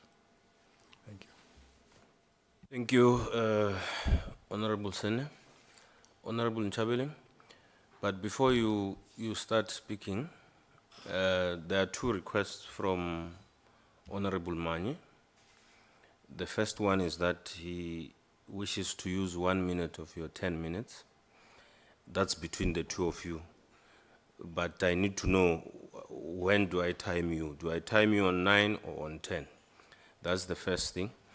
The second one was that I just need to clarify this for the future, Honorable Manye. The minutes I give are not for the party. That is why Honorable Zondi can't say he wants the minutes that were supposed to be used by Lorima. He's not here. I can't say I want to use more time because Honorable Sinne used less time. So it's not allocated for the party. It's for a person who is present to take their time and ask. I thought that one, for future references, I must clarify. But I need to know if you are granting the opportunity. Thanks, Honorable Chair. Yeah, he's my colleague. I will grant him the indulgence. Thank you. After I finish. Thank you so much for the wonderful presentation, and we really welcome it. The quick one going into it is you've already received great praises. You're wonderful people, highly intelligent, well-educated. We're really proud of South Africa, and to see that majority presenting here today are black people, and there's a lot of Pedi people, I'm of a Pedi origin, so I really love seeing that. My question is in relation to the automation process. In CSIR's automation technology, apart from the great technology you once produced, which is the creepy crawly, I don't see industrialization in most of the automation science that you're producing on production and projects. We have a huge population, South Africans who are unemployed, jobless, unskilled, and we want innovation in technology that talks to automation for industrial capacity. For instance, you go to China, almost 30 or 40% is automated. The majority is within automation. There's human capital part of it. There are people involved in major high-scale industries. Even in the technologies that you're doing, we don't see that much of production involvement of humans and people. So it's going to affect us, with regards to the mining automation, is a major disruptor and will cause major labor shift and unemployment. What are the plans to create job opportunities when mining will lose these jobs? And not just in mining, in other vertical, products that you're producing within the innovation sector of CSIR. I just want a clarity on that. Is there any plans to work on mega automation with huge human capital project? Thank you, Honorable Nchabeleng. So the automation, as you know, specifically in mining is a capital-intensive industry. And when we look at the requirement in terms of capital to automate, I mean, for instance, a drill automation, I had the opportunity to work on a drill automation project. Just to automate for the automation kit of that drill requires over R1 million per kit. So what we're looking at currently is how do we translate the data into decision-making tools? Not that we are or have forgotten about the automation, but it's, I think, rather a matter of what can be the quickest for us to be able to add value. And that has been maybe the roadmap and approach that we've been looking at to say the data already exists, and for mining in South Africa, turning the dial for us to ensure that mining becomes competitive, we are looking at the data that's currently there. With our roadmap, the digital automation is one of the areas that we are looking at, and we would appreciate your support in terms of the funding, such that we're able to then explore in those capital-intensive automation projects. Okay. My question is still not answered. I want to see industrial scale automation with human capital addition. We want to see mega factory automation projects that can be produced as technology as well as innovation for our people.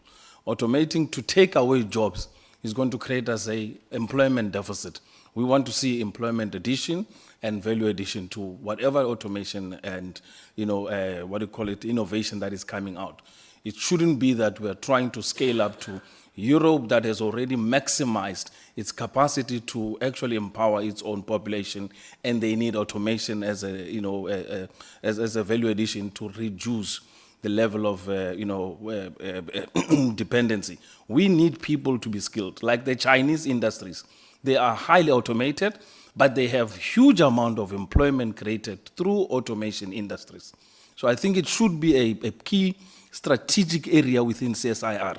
When you do innovation, how do we do human capital involvement in the process through that innovation?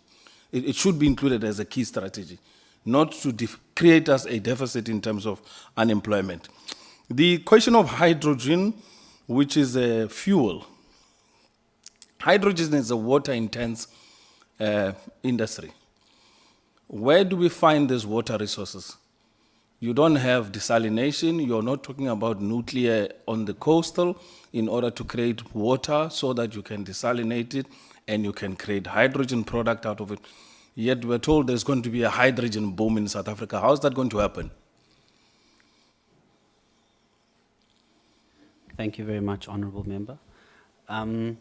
So essentially, when we were looking at the hydrogen platform, part of the information that we want to make available on the platform is alternative sources of water, and specifically considering the potential of taking a waste, like acid mine drainage, for example, and actually processing that to a level and a specification that will allow for hydrogen production. You are correct in saying that we would typically, from a design and production point of view, would not want to tap into potable water sources.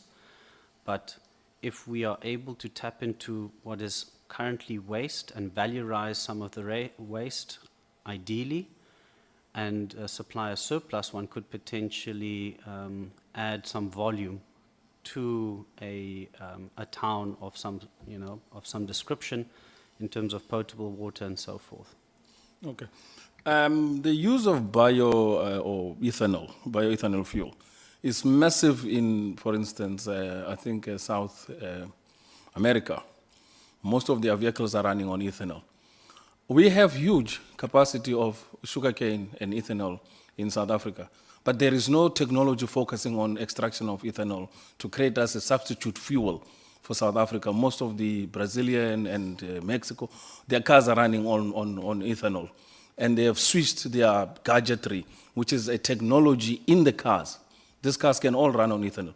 They've just switched it and tweaked it to make sure that it accepts ethanol as a fuel in their cars.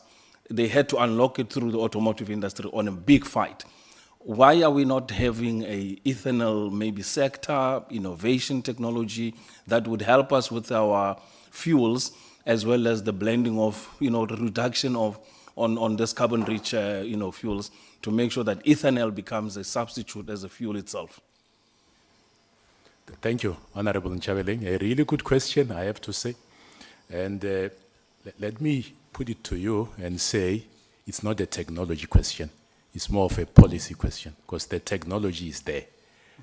We can do it. We can make ethanol out of the bio feedstocks. We do have technologies that we've packaged at the CSIR that we can deploy. But the legislation has to enable this so that the industry can then be built. Thanks. Thank you. Moving to the coal resource bill, I don't see maybe science department, and I raised this question last week with the minister on a joint meeting, on having a coal resource bill.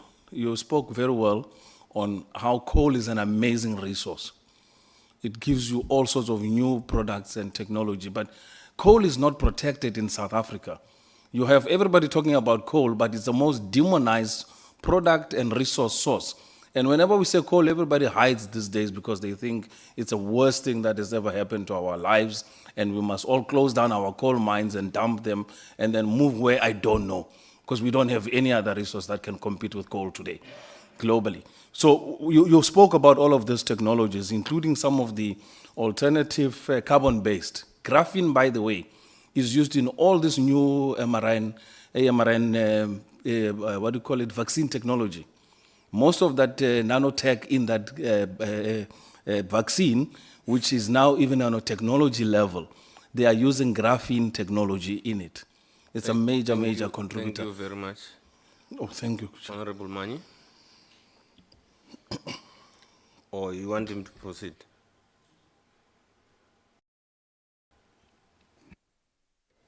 I stopped at 9 minutes, so I don't know whether you still want to proceed or... Okay, thank you, Chair. A brief question, follow up. There's an allegation that people steal the intellectual property of the CSIR, that people use CSIR to develop their prototypes. And once a prototype is properly developed, then they ditch CSIR and they go and start their establishments elsewhere. And they profit a lot out of that. Can you confirm or deny this allegation, firstly? Secondly, what have you put in place to ensure that what I've just described must never actually happen? Thank you. Yeah, no, thank you, Honorable Mani. No, I've been in the CSR system for quite a long time. I hear that, but we do have very strong controls in terms of the IPs that we generate and the technologies that are then developed. As a matter of fact, IP is a very insignificant portion of the final product. So for someone to take IP and actually develop a product, it's going to cost hundreds of millions more. So it's something that I think people should rather construct properly, because on one hand it's a very small part. To give an example, 1% of the, when we license IP out, we get it's at the level of 1%, 2%, and people still have to invest hundreds of millions of rands to develop products. So I don't know where these things are happening. For me, it doesn't make sense. Thank you. Okay, thank you very much. I don't need 10 minutes. I just have two simple questions. The first one is that, you know, Mintech is doing a very good job, just like you, in terms of research. But we often get, when we ask for what are their challenges, is to get their technology to be commercialized. they often have challenges there. Are you experiencing the same as CSIR? Thank you, Honorable Chair. So the commercialization of technologies is a very expensive undertaking. Actually, in our stable, we have Technology Innovation Agency, which is supposed to de-risk the technologies early on. So in terms of where within the CSR, different divisions have different, we do have a very strong engineering component within my division, where we have mining, manufacturing, and defense and security. And there we've had quite a significant success in commercializing big projects. But it's very expensive. It's a very expensive undertaking. The de-risking of the technologies from after demonstrating it in the functional environment. To give the example of the radar system that we developed with Hensoldt. Hensoldt had to invest over R500 million in the manufacturing plant. And they had to invest a further 250 million rands to take the technology from technology readiness level 6 to the point where they can manufacture it. CSR had to invest an additional 90 million rands. So it's a very expensive undertaking. So for the ecosystem to be properly set up to enable commercialization to take place properly, we need to invest. The tier, for instance, tier is very small, at about 500 million rands. We need to invest much more in the de-risking of the opportunities and put vehicles to commercialize this. So a big gap, unfortunately, funny enough, is not in the money. The big gap is the people who are qualified to choreograph the commercialization. We don't have enough people there. We need to develop more people to choreograph this, but at the same time invest in the de-risking and the commercialization. The honourable member talked about big, automation things, the industrial level. That needs to be that initiative can only be led by the state.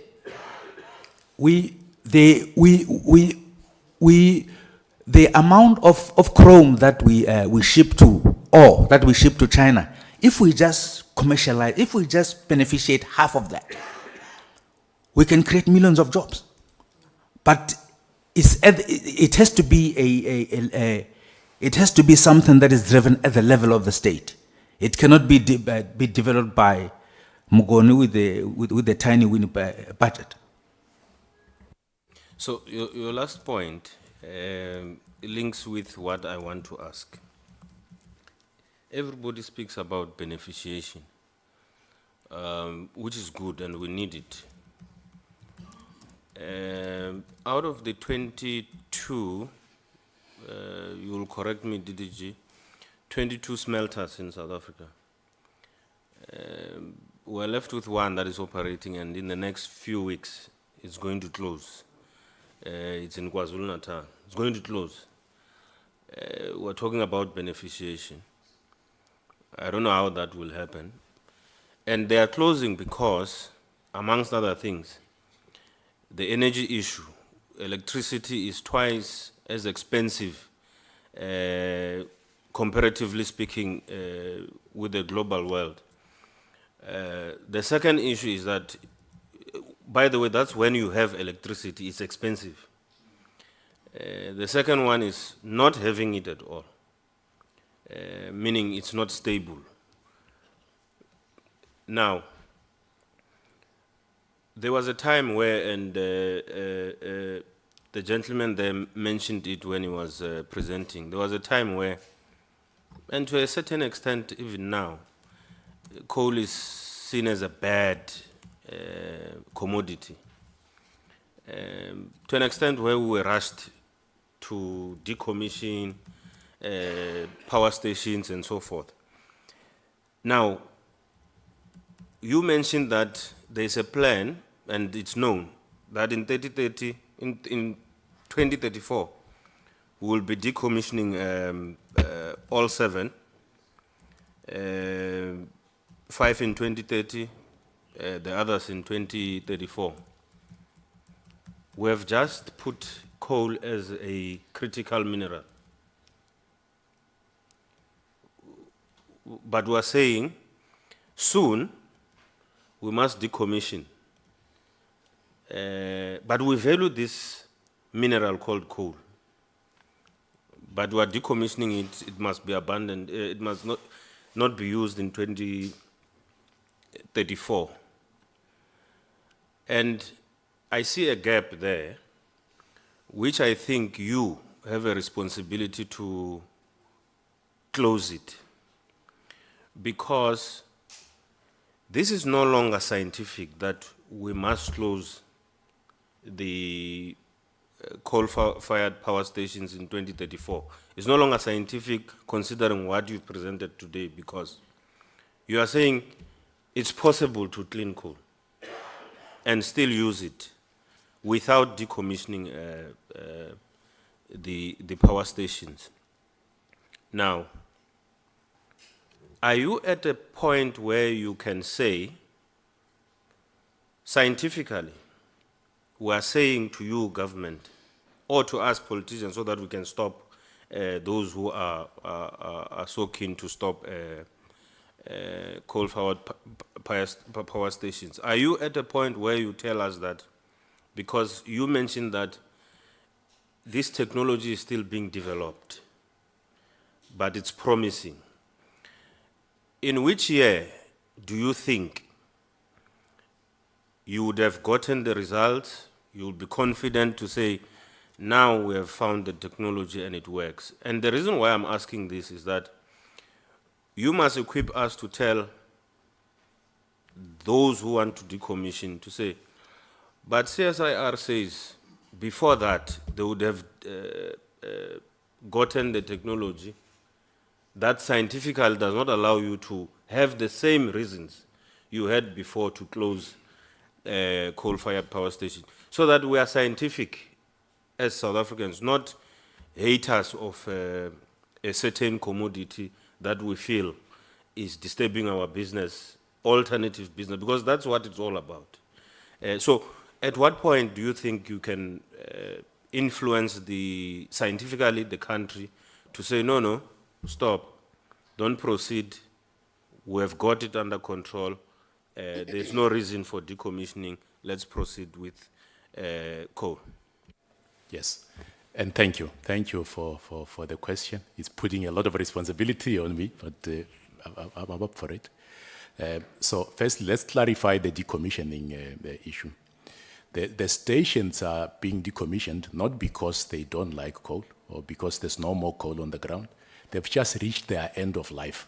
When you design a plant, you design it for a certain period, beyond which you either have to refurbish or you have to close it. And those stations, by that time, they would have reached their end of life, and something has to happen there. And now we are coming, as the technology community, we're saying, actually, you still have infrastructure here.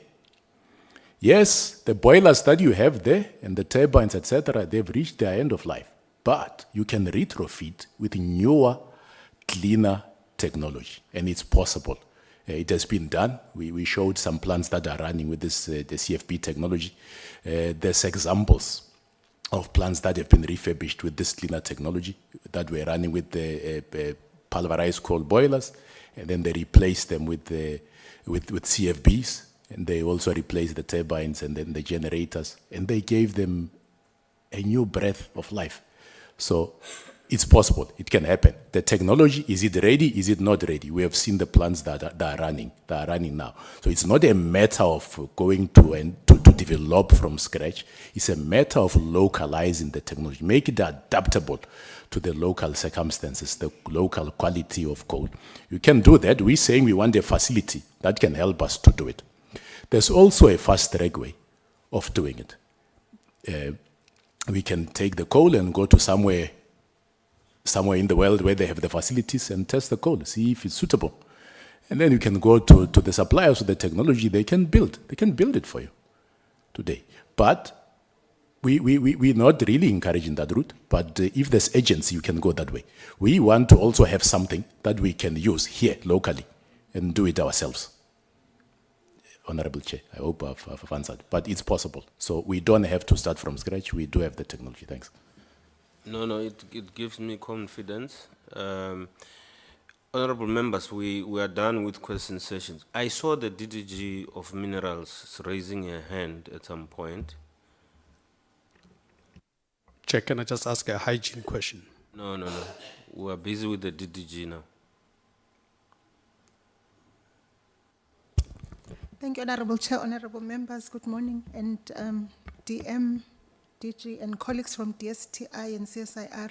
So, Chair, I just wanted to add to some of the questions that were raised and colleagues responded to. Maybe let me also start with the last one on coal and the closure of some of the power stations.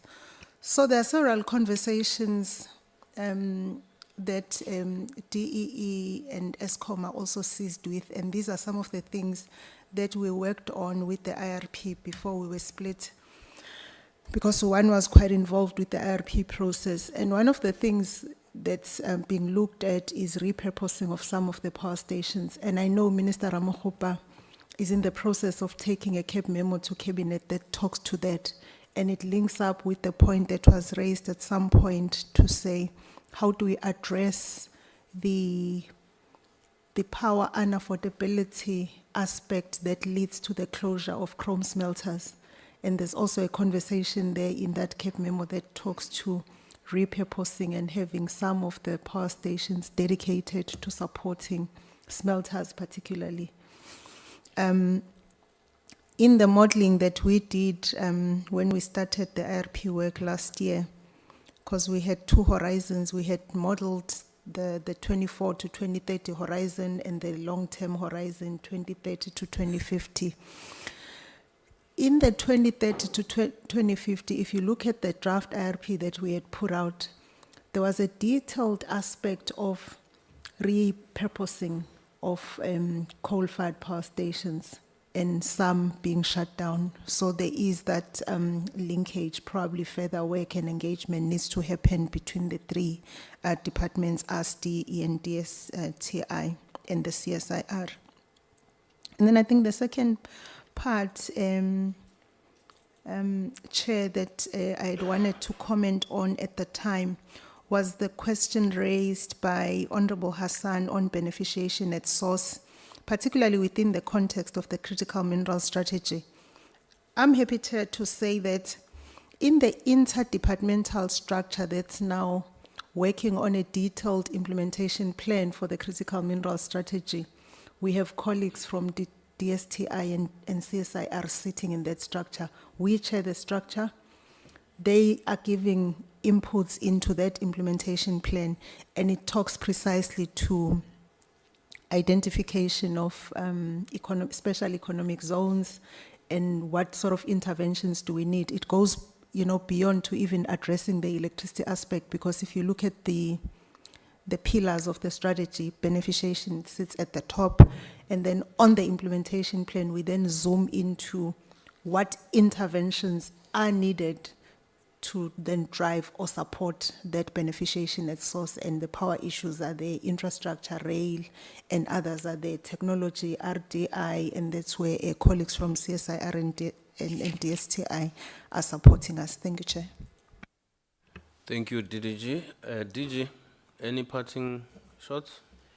No, thank you very much, Chair. I think on behalf of the department, we wish to thank the opportunity given to our entity, CSIR, to share their views. Just on one question that was asked, I think, by Honorable Mine. Yes, the Minister Nzimande has actually requested CSIR to work with the department in drafting a CAB memo to present to Cabinet on what they're doing around clean technologies, and as we have had today. But also, after the President visited CSIR on the 8th, he had requested that we work on a CAB memo that will be presented to Cabinet, and he had undertaken to convene a special cabinet just to hear CSIR's capabilities. So we're working on that CAB memo.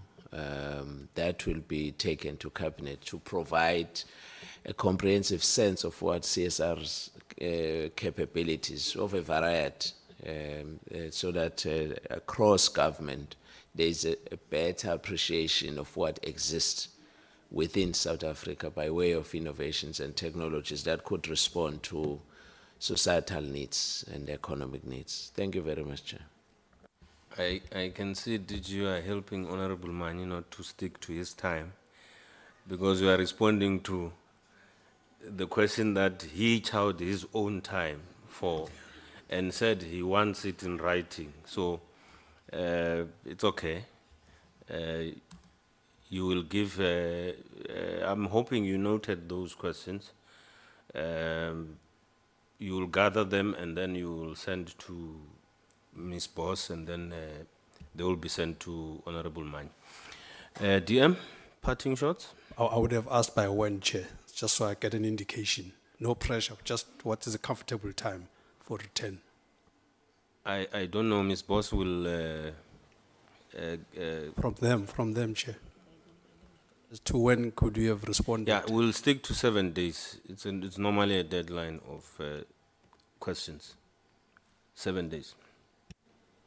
Yeah? No, thank you very much, Chair. Questions to yourself, members of Portfolio, CSIR team. I think one must firstly welcome the presentation that has been made, a well-detailed, well-researched information that we just received right now. Also appreciates the engagements from the Portfolio members, because if we receive such a presentation, Chair, I think it's very important for members to engage with it, to ask questions before we say no, all is well. But I think the questions were very straight to the point. But also, one must note that the CSIR is not just improving how we mine, but it's also ensuring that we do it ethically, efficiently, and safely. The issue of digital transformation, I think on our side, we need to make sure that we improve our infrastructure so that it can be we can have a conducive environment for them to implement such a digital transformation that we're speaking about. The issue of reskilling, upskilling, and training, I think it will also assist, Chair, when it comes to the issue of unemployment. We're having challenge of unemployment as a country, but now if you are listening, they're speaking about a lot of opportunities around training and upskilling. So I think we must also appreciate that work they are doing. We must also note, Chair, that in order for us to transform, we really need a technology and a well-researched presentation like this one, because we can't keep on saying we want a transformation, but we don't have a tangible research as well as the technology that we've been receiving through this report. We also, Chair, want to upload when they're speaking about local companies that as much as we are doing this development and transformation, they're also accommodating local companies, because most of the time you'll find that they're using companies outside the country. But in this presentation, we did notice that they are working with local companies. The issue of local beneficiation, as you were saying, Chair, that number of smelters has been closed because of the challenges of electricity.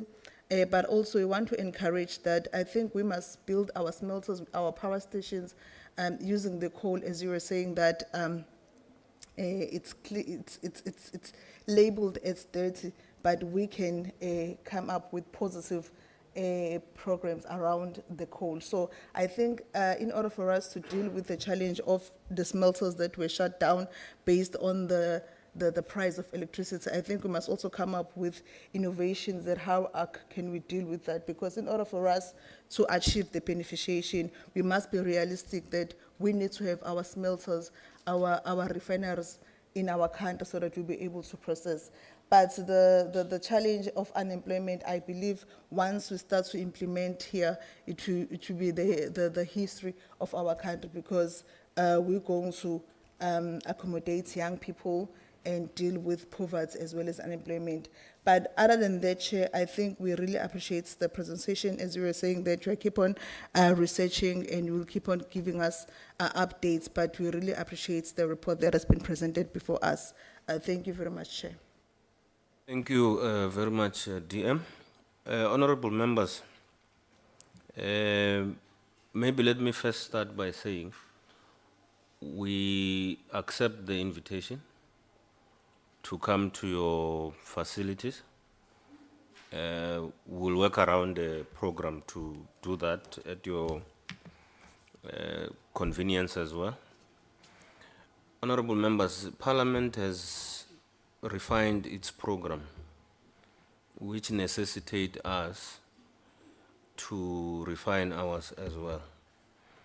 So the management will sit down, refine it, and canvass it with honorable members at the earliest convenience.